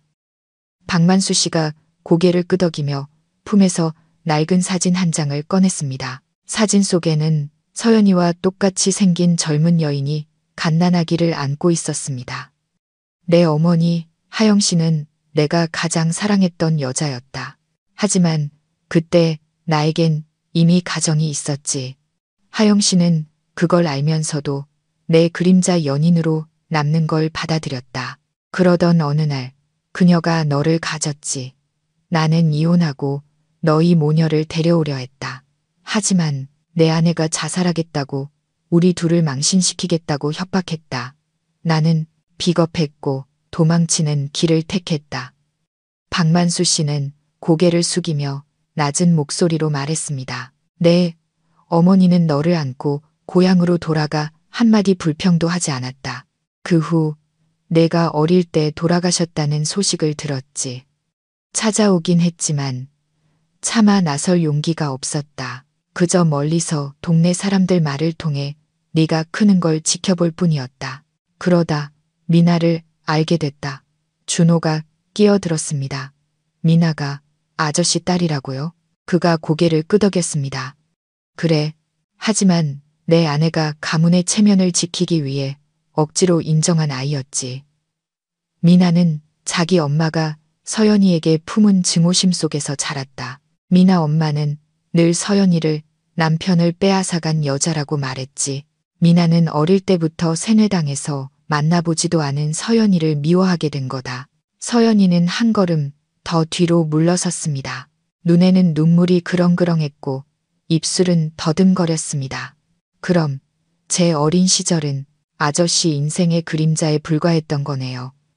박만수 씨는 품에서 누렇게 바랜 낡은 편지 한 통을 꺼냈습니다.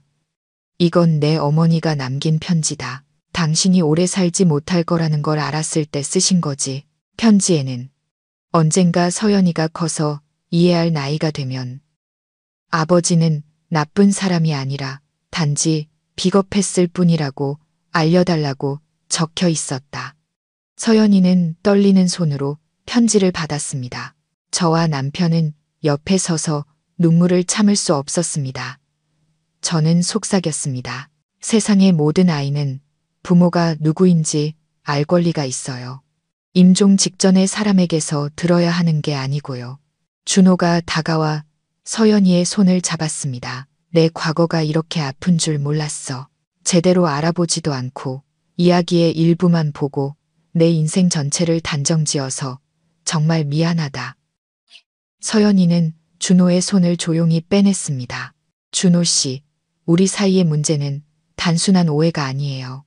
그건 상처고 불신이고 이제는 과거의 짐까지 더해졌어요. 제게는 바로 설 시간이 필요해요. 준호는 조용히 고개를 끄덕였습니다. 박만수 씨는 후회로 가득한 늙은 눈으로 조용히 서 있었습니다. 그리고 나지막이 말했죠. 용서를 구하지 않겠다. 그저 내가 충분히 강해졌을 때 가치 있는 삶을 살아가길 바랄 뿐이다. 아버지의 과거가 내 미래를 결정하게 두지 마라. 갑자기 남편이 입을 열었습니다. 그 목소리는 엄했지만 슬픔이 묻어 있었습니다. 당신이 그때 조금만 더 용감했더라면 저 아이는 아버지 없이 자라지 않았을 거요. 당신이 조금만 더 일찍 진실을 말했다면 그 끔찍한 신혼 첫날 밤도 없었을 거요. 하지만 죽기 전에라도 말해서 다행이구려. 박만수 씨가 고개를 들었습니다. 내가 죽을 거라고 생각하시오? 남편이 대답했습니다. 아니. 하지만 당신 안에서 죽은 건 명예와 당신이 30년간 썩혀둔 자식에 대한 정의요. 제재소 안의 공기는 바깥의 비보다 더 무겁게 가라앉았습니다. 서연이는 편지를 주머니에 넣고 고개를 숙였습니다. 먼저 가보겠습니다. 혼자 집에 가고 싶어요. 제가 서연이 곁으로 다가가 말했습니다. 엄마랑 같이 가자. 서연이는 고개를 저었습니다. 어머니, 이번 한 번만 혼자 가게 해주세요. 마음을 정리할 시간이 필요해요. 마음이 진정되면 꼭 돌아올게요. 그리고 서연이는 준호를 보았습니다. 인연이 있다면 다시 만나겠죠. 서로에게 더 이상 상처 주지 않을 만큼 성숙해졌을 때요.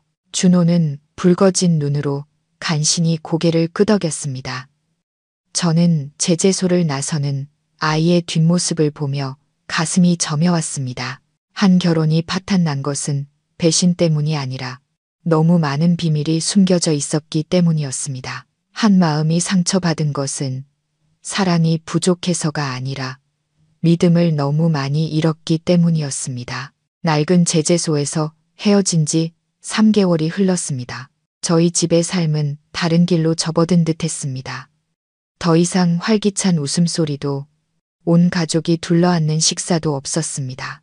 준호는 그날 이후 몇 주간 휴가를 낸 뒤 집 근처 건설 현장으로 발령을 받았습니다. 말이 부쩍 줄었고 매일 일찍 나가 늦게 돌아왔으며 밥도 거의 먹지 않았습니다. 어느 날 밤중에 깨어보니 아들은 마루에 앉아 어둠 속을 멍하니 바라보고 있었습니다. 손에는 아직 빼지 않은 결혼 반지가 끼워져 있었죠. 남편도 예전처럼 줄담배를 피우지는 않았지만 서연이 이름만 나오면 말이 없어지고 한숨만 쉬며 다른 이야기로 화제를 돌렸습니다. 저는 시장에 갈 때마다 옷감 가게를 지나치면 무심코 예쁜 옷감을 고르다가 서연이가 더 이상 이곳에 없다는 사실을 깨닫고는 눈물을 글썽이며 내려놓곤 했습니다. 모든 것이 그렇게 조용하고 슬프게 흘러갈 것만 같았습니다. 그러던 어느 초여름 비가 내리기 시작한 오후, 대문에서 노크 소리가 들렸습니다. 나가보니 한 여인이 처마 밑에 서 있었습니다. 비옷을 걸치고 젖은 긴 머리를 늘어뜨린 채 작은 가방을 들고 있었습니다. 서연이었습니다. 저는 그 자리에 얼어붙었습니다. 서연아. 아이가 고개를 들어 희미하게 웃었습니다. 그 미소에는 피로와 평온함이 섞여 있었습니다. 어머니, 저 왔어요. 저는 더 이상 참지 못하고 울음을 터뜨렸습니다. 그동안의 그리움, 걱정, 죄책감이 한꺼번에 폭발했습니다. 저는 아이를 끌어안았고 눈물은 빗물과 뒤섞였습니다. 남편과 준호도 소리를 듣고 달려 나왔습니다. 서연이를 본 두 사람은 그 자리에 멈춰 섰습니다. 준호는 제 눈을 믿지 못하는 듯 했습니다. 정말 돌아온 거야? 서연이는 고개를 끄덕였습니다. 눈빛이 부드러워졌죠. 말했잖아요. 마음이 괜찮아지면 돌아오겠다고. 오늘이 바로 그날이에요. 저희는 서연이를 집 안으로 들여 머리를 말려주고 생강차를 끓여주었습니다. 아무도 많은 말을 하지 않았습니다. 모두 그저 침묵 속에서 서로를 바라볼 뿐이었죠. 마치 말을 꺼내면 이 희미한 꿈이 사라질까 두려운 것처럼요. 잠시 후 서연이는 가방에서 옅은 노란색 편지 봉투를 꺼내 제게 건넸습니다. 어머니가 박만수 씨에게 쓰셨지만 붙이지 못한 편지를 낡은 서랍에서 찾았어요. 어머니께서 먼저 읽어보시는 게 좋을 것 같아요. 저는 편지를 펼쳤습니다. 한때 고통받고 기다리고 감내했던 한 여인의 떨리는 필체가 매 줄마다 선명했습니다. 만수 씨, 이제 당신을 원망하지 않아요. 한때는 딸 대신 명예를 택한 당신을 뼈에 사무치게 미워한 적도 있었죠. 하지만 이제 착하고 강하게 자란 서연이를 보며 어쩌면 당신을 떠난 것이 아이에게 가장 좋은 일이었을지도 모른다는 걸 깨달았어요. 당신이 돌아오길 바라지 않아요. 그저 언젠가 서연이를 만나게 되면 외면하지만 말아주세요. 단 한마디의 인정만으로도 아이는 평생을 풍족하게 살아갈 수 있을 거예요. 만약 계속 침묵하고 싶다면 이 비밀은 저와 함께 묻어주세요. 아이가 증오 속에서 자라게 하고 싶지는 않으니까요. 저는 편지를 남편에게 그리고 준호에게 건넸습니다. 모두 오랫동안 침묵했습니다. 그 후 준호가 서연이를 바라보았습니다. 눈에는 눈물이 글썽였죠. 서연아, 이번에 돌아온 건 용서하기 위해서야? 아니면 완전히 끝내기 위해서야? 서연이는 희미하게 웃으며 천천히 말했습니다. 끝내기 위해서요. 하지만 원망으로 끝내는 건 아니에요.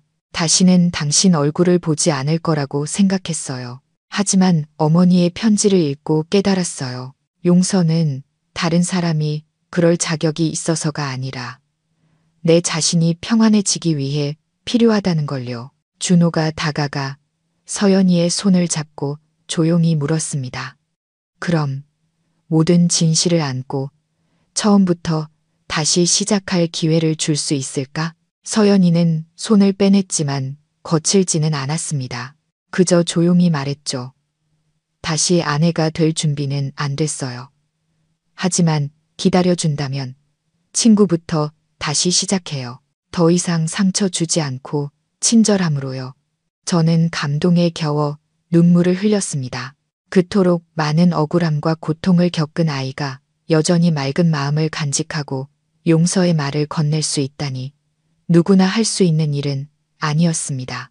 준호는 떨리는 입술로 고개를 끄덕였습니다. 얼마든지 기다릴게. 그날 저녁 저는 3개월여 만에 처음으로 온 가족이 모인 저녁상을 차렸습니다.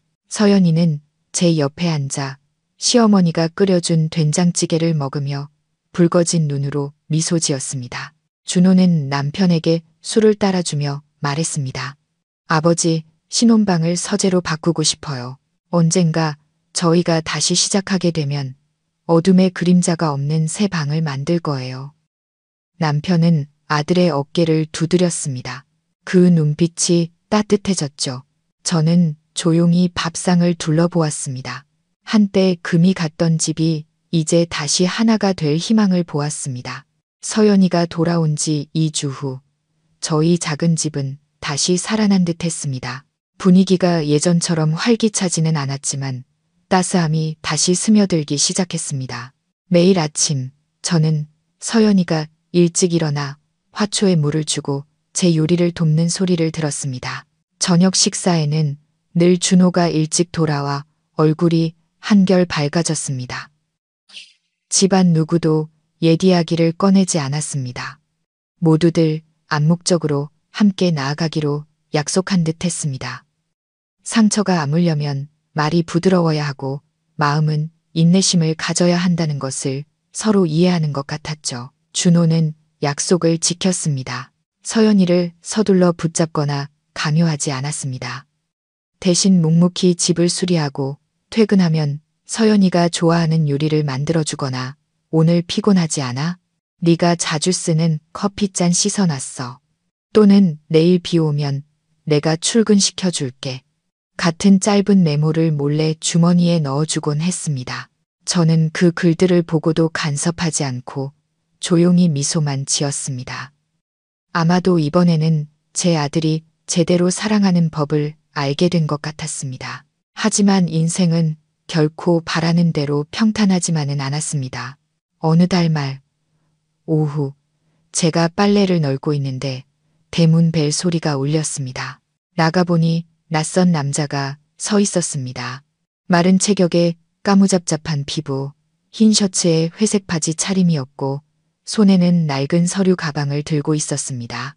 남자는 미소를 지으며 말했습니다. 저 실례지만 여기가 김서연 씨 댁이 맞습니까? 저는 잠시 멈칫했습니다. 보통 며느리의 이름을 이렇게 다 부르는 사람은 없었기 때문입니다. 맞는데요. 누구시죠? 남자는 조용히 고개를 끄덕였습니다. 저는 박만수 회장님의 변호사입니다. 저는 깜짝 놀랐습니다. 박만수 회장님이요? 네. 회장님께서는 2주 전 심근경색으로 돌아가셨습니다. 돌아가시기 전 김서연 씨와 관련된 개인적인 위임 문서를 남기셨습니다. 회장님의 마지막 요청에 따라 제가 이곳에 가져왔습니다. 저는 할 말을 잃었습니다. 서연이는 그때 집 안에서 준호의 낡은 셔츠를 수선하고 있었습니다. 저는 준호에게 서연이를 마루로 데리고 나오라고 하고 변호사를 안으로 모셨습니다. 서연이는 그를 보자마자 놀랐습니다. 아저씨는 저는 박만수 회장님의 개인 변호사입니다. 기억하실지 모르겠지만 제재소에서 회장님께서 무언가 남겨주시겠다고 하셨습니다. 서연이는 천천히 고개를 끄덕였습니다. 하지만 전 필요 없어요. 그분에게서 돈이나 재산은 필요하지 않아요. 저는 단지 진실을 알고 모든 인연을 끝내고 싶었을 뿐이에요. 변호사는 고개를 저으며 가방을 조심스럽게 책상 위에 놓았습니다. 일단 들어보시죠. 이건 재산이 아니라 종이 한 장입니다. 그는 가방을 열어 봉인된 봉투를 꺼내 두 손으로 정중하게 건넸습니다. 이 안에는 출생증명서, 원본 사본과 박만수 회장님의 지장이 찍힌 자필 문서가 들어 있습니다. 서연이는 떨리는 손으로 봉투를 열었습니다. 저와 남편은 뒤에 서 있었고 준호도 긴장된 눈으로 다가왔습니다. 출생증명서 원본에는 선명하게 인쇄되어 있었습니다. 김서연, 부, 박만수, 모, 김하영. 그 아래에는 자필로 쓴 유언이 있었습니다. 네가 이 서류를 손에 쥐었다면 나는 더 이상 이 세상에 없다는 뜻이겠지. 평생 내가 너를 위해 제대로 한 일은 이 진실을 인정한 것뿐이다. 용서를 바라지는 않겠다. 그저 네가 세상이 말하는 그런 아이가 아니었다는 걸 알았으면 한다. 너는 내 딸이다. 당당한 내 딸. 내가 너무 많은 잘못을 저질렀지만 최소한 이 종이 한 장을 온전한 사과로 간직해 주렴. 아버지, 박만수. 서연이는 종이를 들고 눈이 붉어졌지만 눈물은 흘리지 않았습니다. 그저 가볍게 한숨을 내쉴 뿐이었습니다. 결국 해야 할 일을 하셨네요. 그녀는 준호를 돌아보며 희미하게 웃었습니다. 기억나요. 제가 제 인생에서 세입자처럼 느껴진다고 말했던 거요. 이제 끝났어요. 비록 늦었지만 마침내 저도 온전한 이름을 갖게 됐네요. 준호는 그녀의 손을 꽉 잡았습니다. 오늘부터가 아니라 처음부터 넌 그럴 자격이 있었어. 변호사는 고개를 숙였습니다. 그럼 모든 서류를 전달했으니 이만 물러가겠습니다. 들어주셔서 감사합니다. 그가 떠난 후 집안은 침묵에 잠겼습니다. 아무도 말을 하지 않았습니다. 저는 증오와 오해에 휩쓸렸던 며느리를 보았습니다. 이제 아이는 작은 종이 한 장을 손에 들고 앉아 있었지만 그 눈에는 자신의 뿌리를 되찾은 사람의 빛이 있었습니다. 그날 저녁 식사 후 제가 막 정리를 끝냈을 때 서연이가 마루에 나와 서 있었습니다.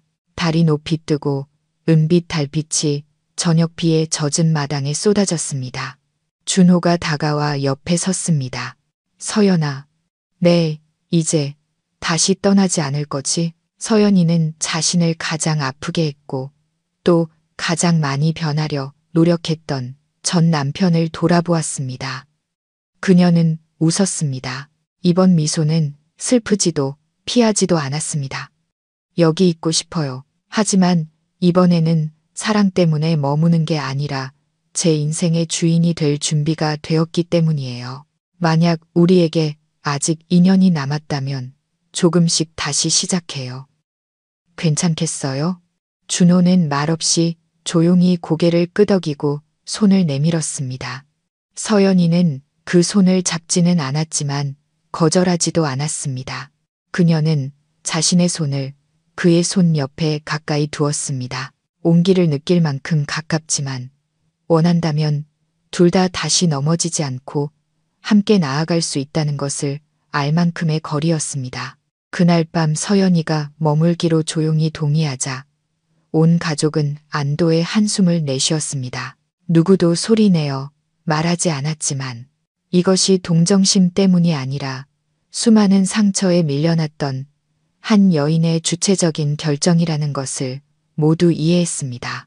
준호에게 그것은 희망의 첫 불씨였습니다. 비록 아주 천천히 가야 하겠지만 충분히 진심이라면 서연이가 언젠가 마음을 열어줄 것이라는 희망 말입니다. 저는 너무 기뻤습니다.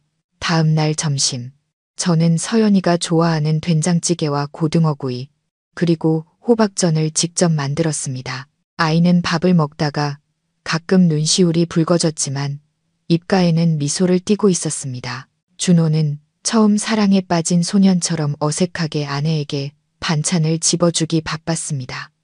저는 밥을 먹으면서도 눈물이 글썽이는 것을 느끼며 속으로 다짐했습니다. 네가 돌아온 것만으로도 족하다. 엄마는 더 바랄 게 없다. 하지만 모든 풍파가 지나갔다고 생각한 순간 재앙은 다시 찾아왔습니다. 그날 오후 시내 변호사 사무실에 도장이 찍힌 두툼한 등기우편이 집으로 배달되었습니다. 봉투에는 발신인이 박씨 종친회장 박미숙이라고 적혀 있었습니다. 그 이름을 보자마자 저는 소스라치게 놀랐습니다. 낯설어서가 아니라 오래전 남편 쪽 친척의 제사에 갔을 때 그 이름을 들은 적이 있었기 때문입니다. 가문 내에서 까다롭고 권위적이기로 유명한 여인, 그리고 생전 박만수 씨 본처의 친언니이기도 했습니다. 준호가 편지를 열자 차가운 타자체 글씨가 눈에 들어왔습니다. 우리 가문은 고 박만수 씨가 임종 직전 김서연이라는 혼외자를 인정한 사실에 대한 정보를 입수했습니다. 그러나 2002년 박씨 종친회에서 통과된 내규에 따라 자녀 인정, 재산 양도 또는 혈연관계 확립에 관한 모든 결정은 반드시 종친회장의 승인을 받아야 합니다. 박만수 씨가 일방적으로 혈연관계를 인정한 것은 가문의 규약을 심각하게 위반한 것입니다. 따라서 우리는 박만수 씨가 부친으로 기재된 출생신고서가 우리 가문 앞에서는 효력이 없음을 선언합니다. 동시에 김서연 씨에게 박 씨 가문과 관련된 모든 주장을 철회하고 정식 자손의 명의를 사용하여 족보, 분묘 또는 가문의 유산에 관여하는 것을 금지할 것을 요구합니다. 서신을 받은 날로부터 15일 이내에 합법적인 회신이 없을 경우 우리 가문은 가문의 명예에 영향을 미치는 부정한 신분 사용 행위에 대해 민사소송을 제기할 것입니다. 저는 아연실색했습니다. 준호는 주먹을 꽉 쥐고 입술을 깨물었습니다. 남편은 찻잔을 세게 내려놓으며 목소리를 낮췄습니다. 박씨 집안이 감히 서연이한테 이런 짓을 해. 서연이는 그때 창가에 조용히 서 있었습니다. 바람이 불어 머리카락이 한쪽으로 날렸습니다. 그녀는 화를 내지도 울지도 않고 지친 사람처럼 조용히 말했습니다. 저는 그 명분 같은 거 필요 없었어요. 하지만 그분이 돌아가시기 전에 저를 인정하셨고 서명과 서류, 증인이 있는 이상 누구도 제 뿌리를 지우라고 강요할 권리는 없어요. 준호가 다가와 단호하게 말했습니다. 내가 변호사 선임할게. 돈 때문이 아니라 진실을 위해서 싸우는 거야. 제가 고개를 끄덕였습니다. 네, 친어머니의 명예도 되찾아야지. 그분은 평생을 조용히 사셨는데 사람들이 그렇게 무시하게 둘 수는 없어. 남편이 천천히 말했습니다. 이 일은 간단하지 않아.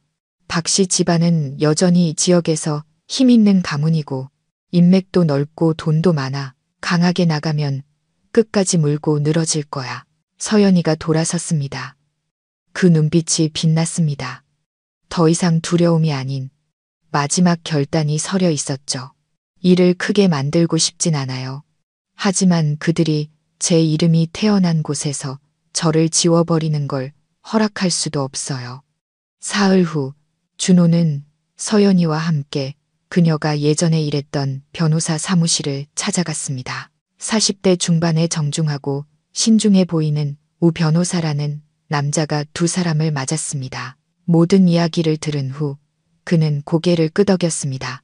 법적으로는 서연 씨가 충분한 근거를 가지고 있습니다.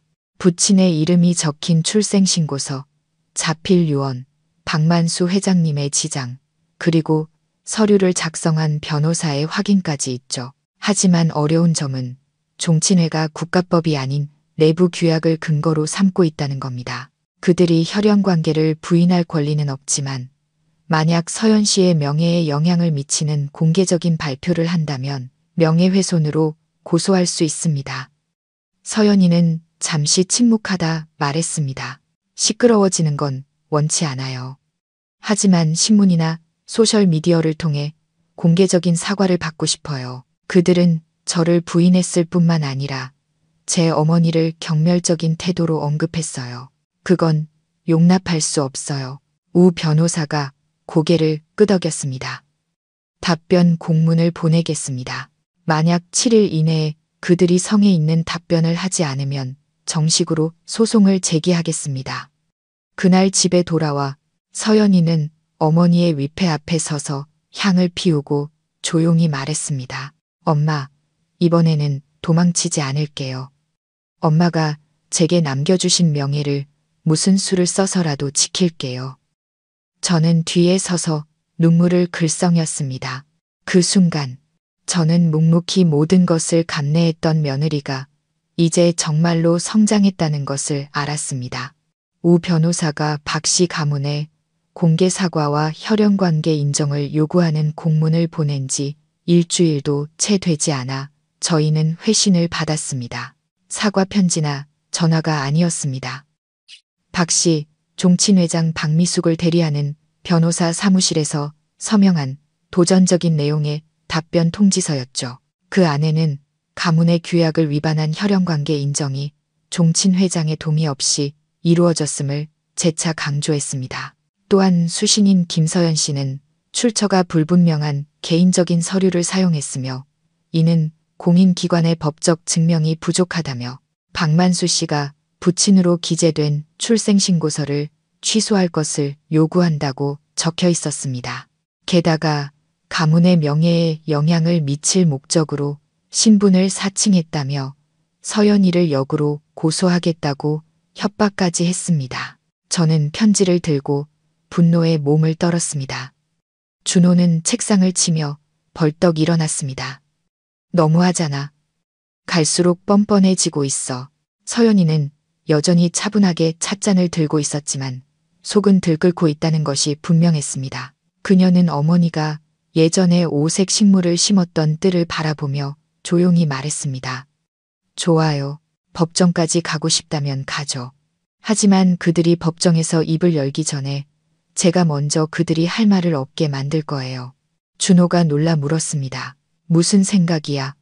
서연이가 돌아섰습니다. 그 눈빛은 얼음처럼 차갑고 단호했습니다. 예전에 엄마가 말씀하셨어요. 사람은 무언가를 숨기더라도 어딘가에는 흔적을 남긴다고요. 엄마가 마지막 몇 년을 보내셨던 옛집으로 돌아갈 거예요.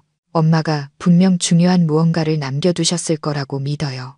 사흘 후 저와 준호는 서연이와 함께 그녀가 어머니와 함께 자랐던 충청도의 낡은 초가집으로 돌아갔습니다. 집은 논 옆에 외롭게 서 있었고 벽은 허물어져 있었으며 나무 문은 열 때마다 삐걱거렸습니다. 몇 년 동안 아무도 살지 않아 낡은 울타리 옆 야생 유자나무만이 열매를 맺고 있었습니다. 서연이는 마치 예감에 이끌린 듯 안으로 들어섰습니다. 그녀는 먼지가 쌓였지만 여전히 누군가 향을 피웠던 흔적이 남은 어머니의 낡은 제단으로 조용히 다가갔습니다. 그녀는 제단 서랍 밑을 더듬거리다가 삐걱거리는 나무판 하나를 조심스럽게 떼어냈습니다. 그 안에는 녹슨 철제 상자가 있었습니다. 저와 준호는 숨을 죽였습니다. 서연이는 어릴 때부터 목걸이에 걸고 다니던 작은 열쇠로 상자를 열었습니다. 안에는 비닐에 소중히 쌓인 서류 뭉치가 있었습니다. 겉에는 떨리는 필체로 이렇게 적혀 있었습니다. 박만수 유언장. 증인 있는 자필본. 제출하지 말 것. 그와 함께 작은 카세트 테이프에 녹음된 파일과 재생기가 들어 있었습니다. 저는 서둘러 낡은 건전지를 갈아 끼웠습니다. 딸깍 소리와 함께 익숙한 남자의 목소리가 흘러나왔습니다. 잠기고 피곤한 목소리였지만 분명 박만수 씨의 목소리였습니다. 나 박만수는 이 녹음으로 내 자필 유언이 사실임을 확인한다. 가문의 방해를 우려하여 서연이의 어머니인 하영 씨에게 원본을 맡긴다. 내가 죽은 후에야 열어보도록 하라. 유언장에 따라 나는 강변에 있는 내 모든 땅을 내 딸 김서연에게 남긴다. 나는 서명했으며 신뢰하는 이웃 두 사람의 증인이 있다. 이것이 내가 사죄의 의미로 남기는 모든 재산이다. 집안은 카세트 테이프에 지직거리는 소리만 남긴 채 정막에 휩싸였습니다. 저는 눈물을 참을 수 없었습니다. 세상에. 그런데도 증거가 없다고 하다니. 준호는 주먹을 꽉 쥐었습니다. 이 녹음 파일과 유언장, 그리고 서명과 증인까지 있다면 아무리 엄격한 판사라도 서연이를 친딸로 인정할 수밖에 없어. 서연이는 상자를 가슴에 안았습니다. 울지는 않았지만 평생의 짐을 벗어 던진 듯 눈이 반짝였습니다. 그녀의 목소리가 떨렸습니다.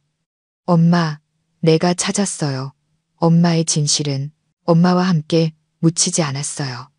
다음 날 우 변호사는 모든 새로운 서류를 공증사무소에 제출하고 박 씨 가문을 허위 사실 유포 및 유언장 은닉 혐의로 역고소했습니다. 소송 소식은 서서히 퍼져나갔습니다. 일부 지역 신문이 버려진 상속녀라는 제목으로 기사를 실었고 그 안에는 김서연이라는 이름이 언급되었습니다. 소셜미디어에서는 순식간에 이야기가 퍼져나갔습니다. 언론이 찾아오기 시작했습니다. 오랫동안 침묵하던 박 씨 가문의 일부 친척들이 갑자기 서연이 편을 들며 박미숙 회장이 가문의 체면을 지키기 위해 많은 사실을 숨겨왔다고 말했습니다. 압박은 박미숙 회장에게 쏠렸습니다. 일주일 후 그녀는 공식적으로 성명을 발표했습니다. 상황을 제대로 파악하지 못하고 잘못된 정보에 근거하여 제가 김서연 씨에 대해 부정확한 발언을 했습니다. 이에 모든 신분 부인 요구를 철회하며 김서연 씨 가족에게 사과의 말씀을 전합니다. 성명서는 주요 신문에 굵은 글씨로 실렸고 소셜미디어는 폭발했습니다. 저는 서연이를 끌어안고 목맨 소리로 말했습니다. 마침내 내가 받아야 할 것을 얻었구나. 더는 피하지 않아도 고개 숙이지 않아도 돼. 준호는 서연이의 손을 잡았습니다. 그 눈빛이 따뜻했죠. 넌 단지 신분을 되찾은 게 아니야. 너 자신에 대한 믿음을 되찾은 거야. 그날 밤 서연이는 어머니의 위패 앞에 서서 향을 피웠습니다. 흔들리는 불빛이 그녀의 평온한 얼굴을 비추었습니다. 더 이상 신혼 첫날 밤 모욕감에 몸을 웅크리던 소녀가 아니었습니다. 인생의 풍파 속에서 당당히 일어선 한 여인이었습니다. 그녀는 속삭였습니다. 엄마, 내가 해냈어요. 언론에 기사가 나고 박 씨 가문이 공식적으로 사과한 날 이후 저희 가족의 삶은 새로운 장으로 넘어가는 듯 했습니다. 서연이는 더 이상 예전처럼 말이 없지 않았습니다. 웃음이 많아지고 식사도 잘하고 사람들과 즐겁게 대화했습니다. 특히 매일 아침 일찍 일어나 저와 함께 요리하는 습관이 생겼습니다. 며느리로서의 의무감이 아니라 수많은 폭풍우를 이겨낸 여인의 진심 어린 자발적인 나눔이었습니다.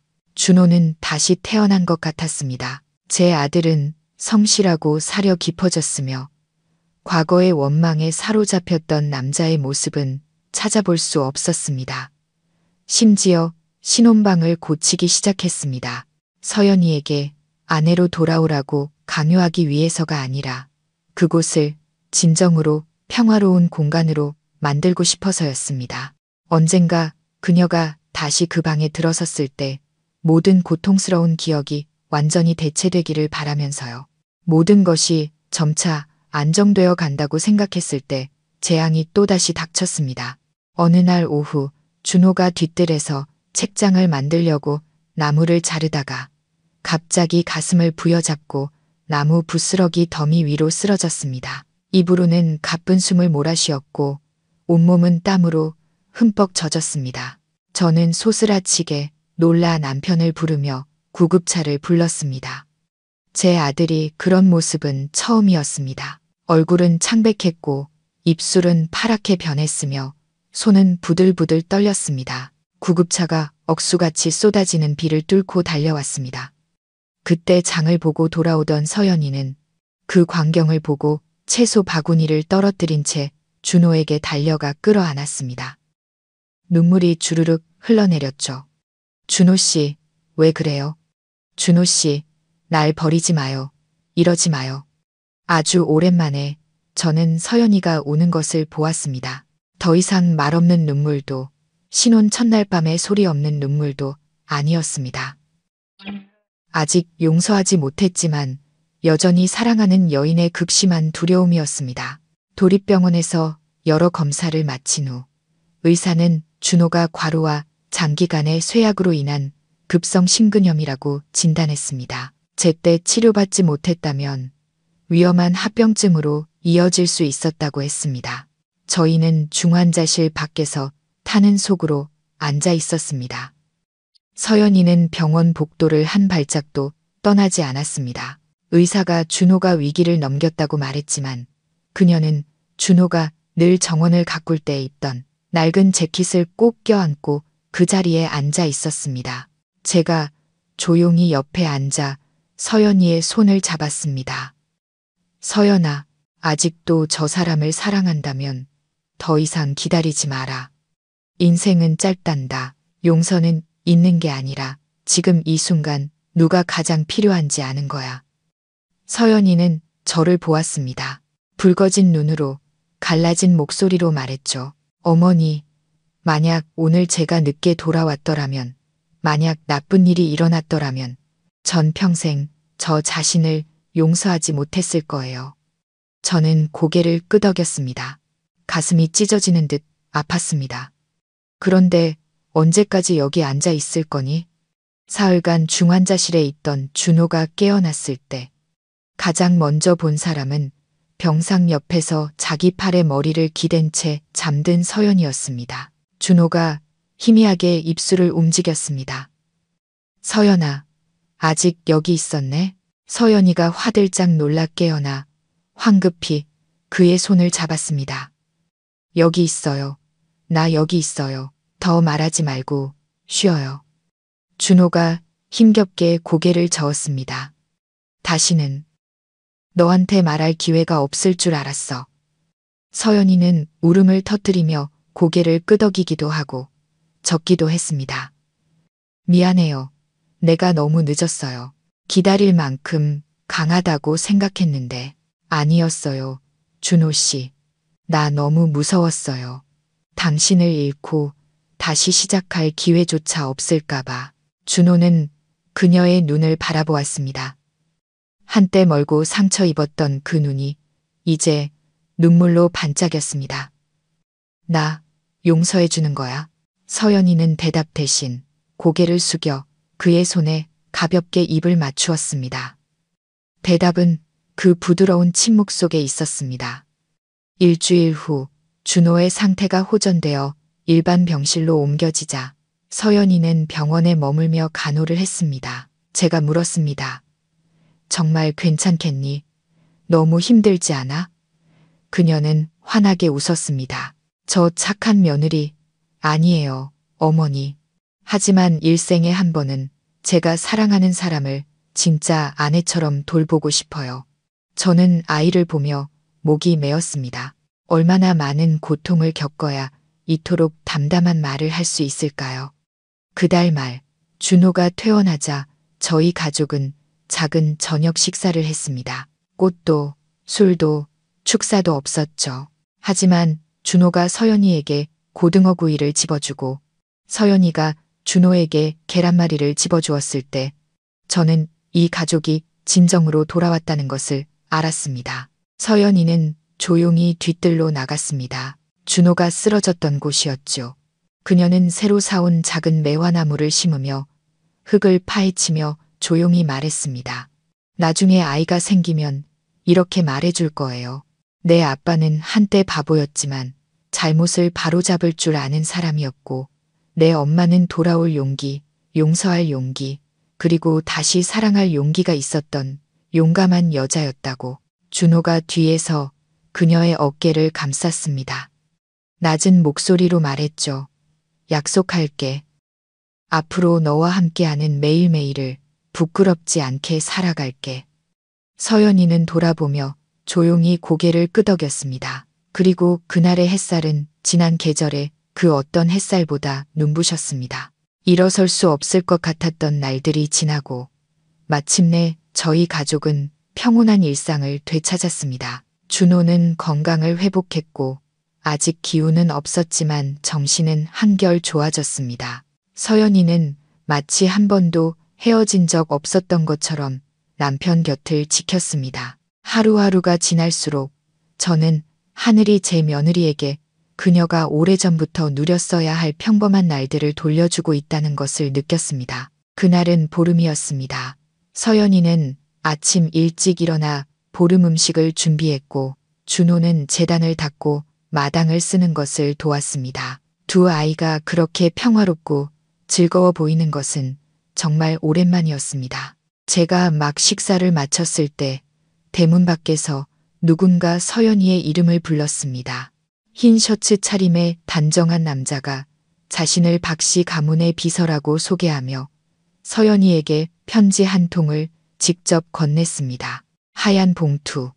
단정한 필체. 왼쪽 상단에는 발신인 박선영이라고 적혀 있었습니다.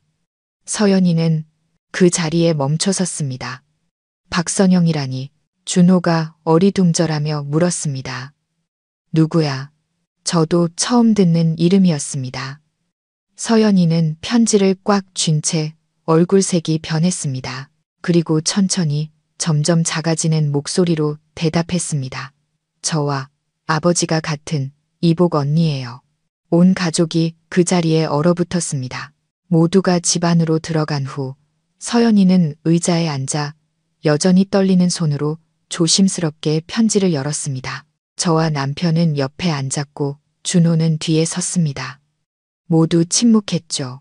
안에는 간결하지만 무게감 있는 글씨가 적혀 있었습니다. 김서연 씨에게. 이 편지를 받고 놀랐을지도 모르겠네요. 하지만 저는 아주 오래전부터 동생의 존재를 알고 있었어요. 그저 만날 용기가 없었을 뿐이에요. 저는 동생의 언니 박만수 회장님과 본처 박예숙 여사님의 딸 박선영입니다. 동생이 태어났을 때 저희 어머니는 불같이 화를 내셨어요. 아버지가 혼외자를 인정하는 것을 절대 용납하지 않겠다며 모든 연락을 끊으라고 강요하셨죠. 그때 저는 겨우 10살이었고 모든 것을 이해하지 못했지만 자라면서 아버지가 항상 죄책감 속에 사시는 것을 보았어요. 술만 드시면 하영 씨, 즉 동생 어머니의 이름을 부르셨죠. 한 번은 제 앞에서 우신 적도 있어요. 동생아, 아버지가 돌아가실 때 저도 곁에 있었어요. 아버지는 제 손을 잡고 말씀하셨죠. 언젠가 서연이를 만나면 그 아이를 미워하지 말아라. 그 아이는 죄가 없다. 내 동생이다. 제가 아버지를 대신해 속죄할 수는 없겠지만 최소한 동생을 만나고 싶었어요. 혈연관계를 강요하기 위해서가 아니라 이제 박씨 가문에서 동생이 더는 혼자가 아니라고 말해주고 싶어서요. 괜찮다면 다음 주 토요일 정오에 박씨 종가에서 만났으면 해요. 기다릴게요. 언니 박선영. 편지를 다 읽은 서연이는 오랫동안 말이 없었습니다. 저는 아이를 보며 놀라움, 걱정, 그리고 안타까움이 뒤섞인 복잡한 감정에 휩싸였습니다. 준호가 아내의 어깨에 손을 얹고 부드럽게 말했습니다. 가고 싶어? 내가 같이 가줄게. 서연이가 고개를 들었습니다. 더 이상 떨리지 않는 자신의 삶의 또 다른 조각을 이해한 사람의 눈빛이었죠. 갈 거예요. 무언가를 되찾기 위해서가 아니라 저희 어머니의 과거 일부였던 사람을 만나고 아직 끝나지 않은 이야기를 마무리하기 위해서요. 토요일, 날은 맑지도 흐리지도 않았습니다. 저는 과일 바구니를 준비했고 준호에게는 단정한 셔츠를 입으라고 했습니다. 서연이는 꾸밈없이 단아한 옅은 색의 원피스를 골랐습니다. 준호는 그녀를 박씨 종가로 데려다 주었습니다. 큰 골목 안쪽에 자리한 오래된 저택은 벽이 이끼로 덮여 있었고 붉은 나무 대문이 굳게 닫혀 있었습니다. 문을 연 것은 40대 중반의 한 여인이었습니다. 키가 크고 머리를 단정하게 묶었으며 인상은 엄했지만 사나워 보이지는 않았습니다. 서연이를 보자마자 그녀는 멈칫하며 눈시울을 붉혔습니다. 정말 하영 씨를 꼭 닮았구나. 서연이는 예의 바르게 고개를 숙였습니다. 안녕하세요, 언니. 서연입니다. 그녀는 서연이의 손을 잡고 말없이 집 안으로 이끌었습니다. 종갓집 안은 엄숙하고 조용했습니다. 재단 중앙에는 박만수 씨의 영정이 놓여 있었고 사진 속 온화한 미소는 여전히 그곳에 머무는 듯 했습니다. 향을 피운 후 박선영 씨는 차를 따르며 조용히 말했습니다. 소송 서류를 읽어봤어. 내가 옳았어. 내 어머니는 훌륭한 분이셨고 넌 이 모든 것을 누릴 자격이 있어. 서연이는 작게 고개를 끄덕였습니다. 원망은 없어요. 단지 진실이 제자리로 돌아오길 바랐을 뿐이에요. 박선영 씨는 동생의 눈을 똑바로 바라보았습니다. 그 눈빛은 존경심으로 가득했죠. 네가 생각보다 훨씬 강하구나. 그리고 나도 사과할 게 있어. 내 존재를 알면서도 침묵했고 아버지처럼 비겁했으니까. 서연이는 원망 없이 희미하게 웃었습니다. 편지 써주셔서 감사해요. 용기 내어 목소리를 내주신 것. 그게 제가 가장 감사하게 생각하는 부분이에요. 잠시 침묵이 흐른 후 박선영 씨는 서랍에서 작고 칠이된 나무 상자를 꺼내 서연이에게 건넸습니다. 내 어머니가 끼시던 귀걸이야. 아버지가 20년 넘게 간직하셨어. 돌아가시던 날 나에게 주시면서 언젠가 너를 만나면 전해주라고 하셨지.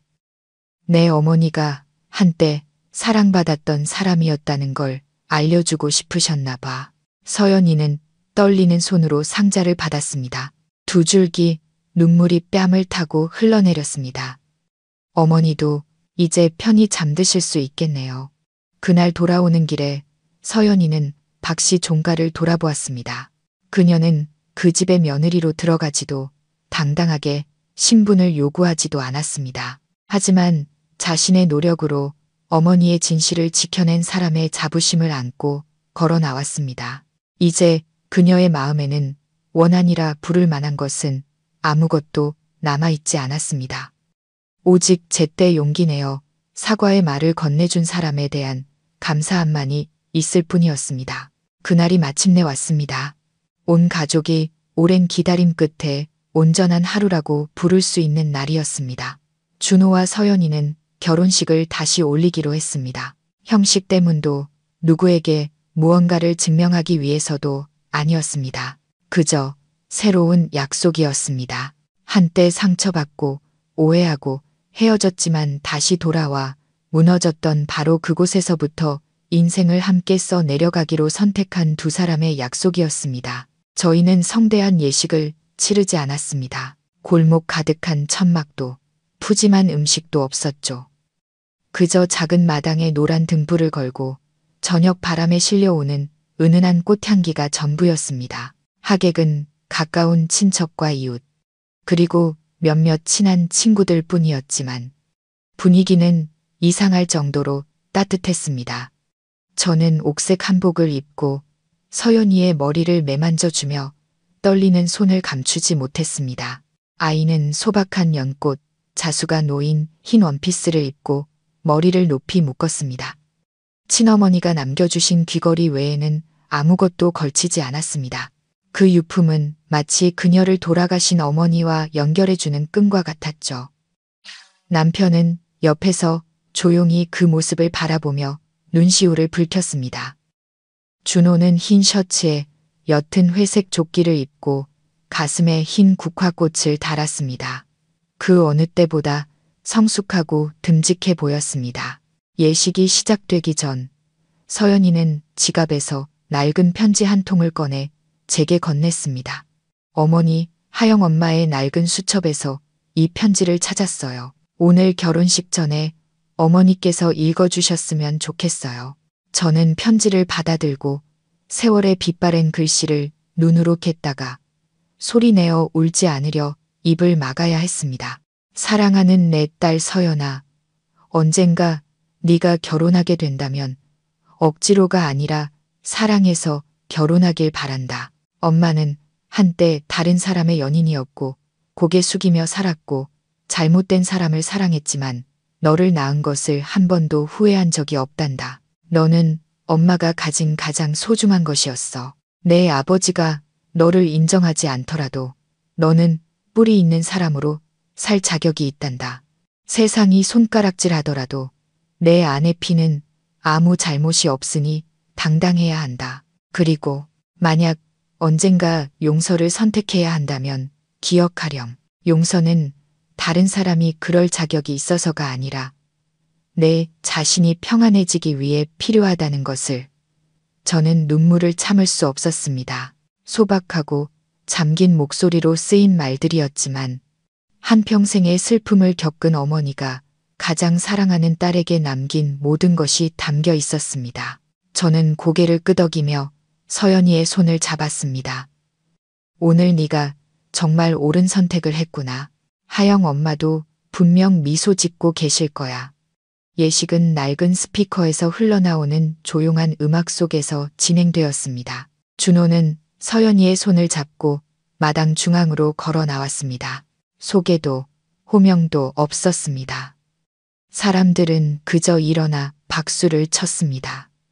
길고 따뜻한 마치 초봄의 햇살 같은 박수였습니다. 두 아이가 제단 앞에서 절을 올릴 때 갑자기 낡은 모자를 쓴 초라한 행색의 남자가 문 쪽에서 천천히 걸어 들어왔습니다. 그는 두툼한 봉투를 두 손에 들고 붉어진 눈으로 그 자리에 서 있었습니다. 저는 그를 보고 깜짝 놀라 남편을 조용히 끌어당기며 속삭였습니다. 저 사람 누구예요? 낯이 익은데. 준호도 그리고 서연이도 그를 돌아보고는 그 자리에 멈춰 섰습니다. 화성 아저씨, 그 남자가 고개를 끄덕였습니다. 눈에는 눈물이 그렁그렁했죠. 그래, 나다, 서연아. 옛날에 내 엄마 옆집에 살던 아저씨. 서연이가 다가가며 떨리는 목소리로 물었습니다. 아저씨, 살아계셨군요. 엄마 돌아가셨을 때 제가 아무리 찾아도 안 보이셔서. 화성 아저씨가 한숨을 쉬며 봉투를 내밀었습니다. 그때 내가 감옥에 있었단다. 출처, 불분명한 재산을 보관해준 죄로. 바로 이것 때문에. 서연이는 봉투를 받아 열었습니다. 안에는 박만수 씨가 아닌 서연이의 친어머니 하영 씨가 쓴 또 다른 자필 유언장이 있었습니다. 그녀는 조용히 읽다가 바닥에 주저앉았습니다. 준호가 달려가 부축했고 온 가족이 서연이를 둘러쌌습니다. 서연이가 속삭였습니다. 엄마가 집을 팔아서 아빠 병원비를 대주셨대. 버려져서 가난하게 산 게 아니라 엄마는 편지에 아빠를 원망하지 말라고 썼어. 그분이 돌아왔었지만 다른 사람의 가정을 깨고 싶지 않아서 엄마가 물러난 거래.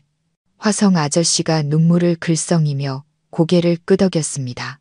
내 어머니 정말 대단한 분이셨다. 아무도 모르게 자신과 박만수 씨의 명예를 모두 지키신 거야. 이 유언장은 나한테 맡기시면서 언젠가 네가 평온한 얼굴로 결혼식을 올리는 날 전해주라고 하셨지. 저는 그 말을 듣고 왈칵 울음을 터뜨렸습니다. 준호는 서연이를 끌어안았고 저희 부부는 서로를 바라보았습니다. 마음속에 모든 시름이 씻겨나가는 듯했습니다. 그날 저녁 하객들이 모두 돌아가고 해가 저물었을 때 저는 마당에서 서연이가 매화나무 아래 서 있는 것을 보았습니다. 그녀는 배에 손을 얹고 먼 곳을 바라보고 있었습니다. 제가 다가가 조용히 물었습니다. 엄마가 오늘 오신 것 같니? 서연이가 고개를 끄덕이며 조용히 눈물을 흘렸습니다. 엄마는 항상 여기 계셨던 것 같아요. 제가 이 집 문턱에 다시 돌아온 그날부터 한 번도 떠나신 적이 없어요. 저는 아이를 끌어안고 속삭였습니다. 돌아와줘서, 용서해줘서, 그리고 사랑해줘서 고맙다. 그리고 그 순간 저는 깨달았습니다. 화려한 결혼식도 명예나 재물도 아닌 바로 너그러움과 진실, 그리고 사람의 정이야말로 가정을 영원히 지켜주는 것이라는 사실을요. 구독자 여러분, 이 이야기는 여기서 끝이 납니다. 차가운 여정의 끝이지만 햇살 가득한 새로운 길의 시작이기도 합니다. 서연이는 처음부터 운이 좋은 사람은 아니었지만 용감하게 현실에 맞서고 순수한 마음을 지키며 원망하거나 도망치지 않았습니다.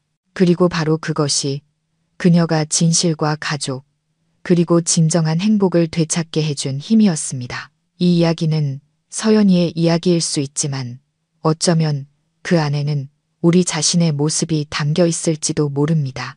상처받고 원망하고 용서는 사치라고 생각했던 우리들. 하지만 결국 우리는 깨닫게 됩니다. 사랑은 사람이 충분히 너그러워졌을 때 비로소 진정으로 시작된다는 것을요. 사랑하는 구독자 여러분, 이 이야기가 의미 있었다면 여유로운 노후 채널을 구독해 주셔서 저희가 계속해서 마음에 와닿는 삶의 이야기들을 전해드릴 수 있도록 응원해주세요. 여러분의 감상을 댓글로 남겨주시는 것도 잊지 마세요.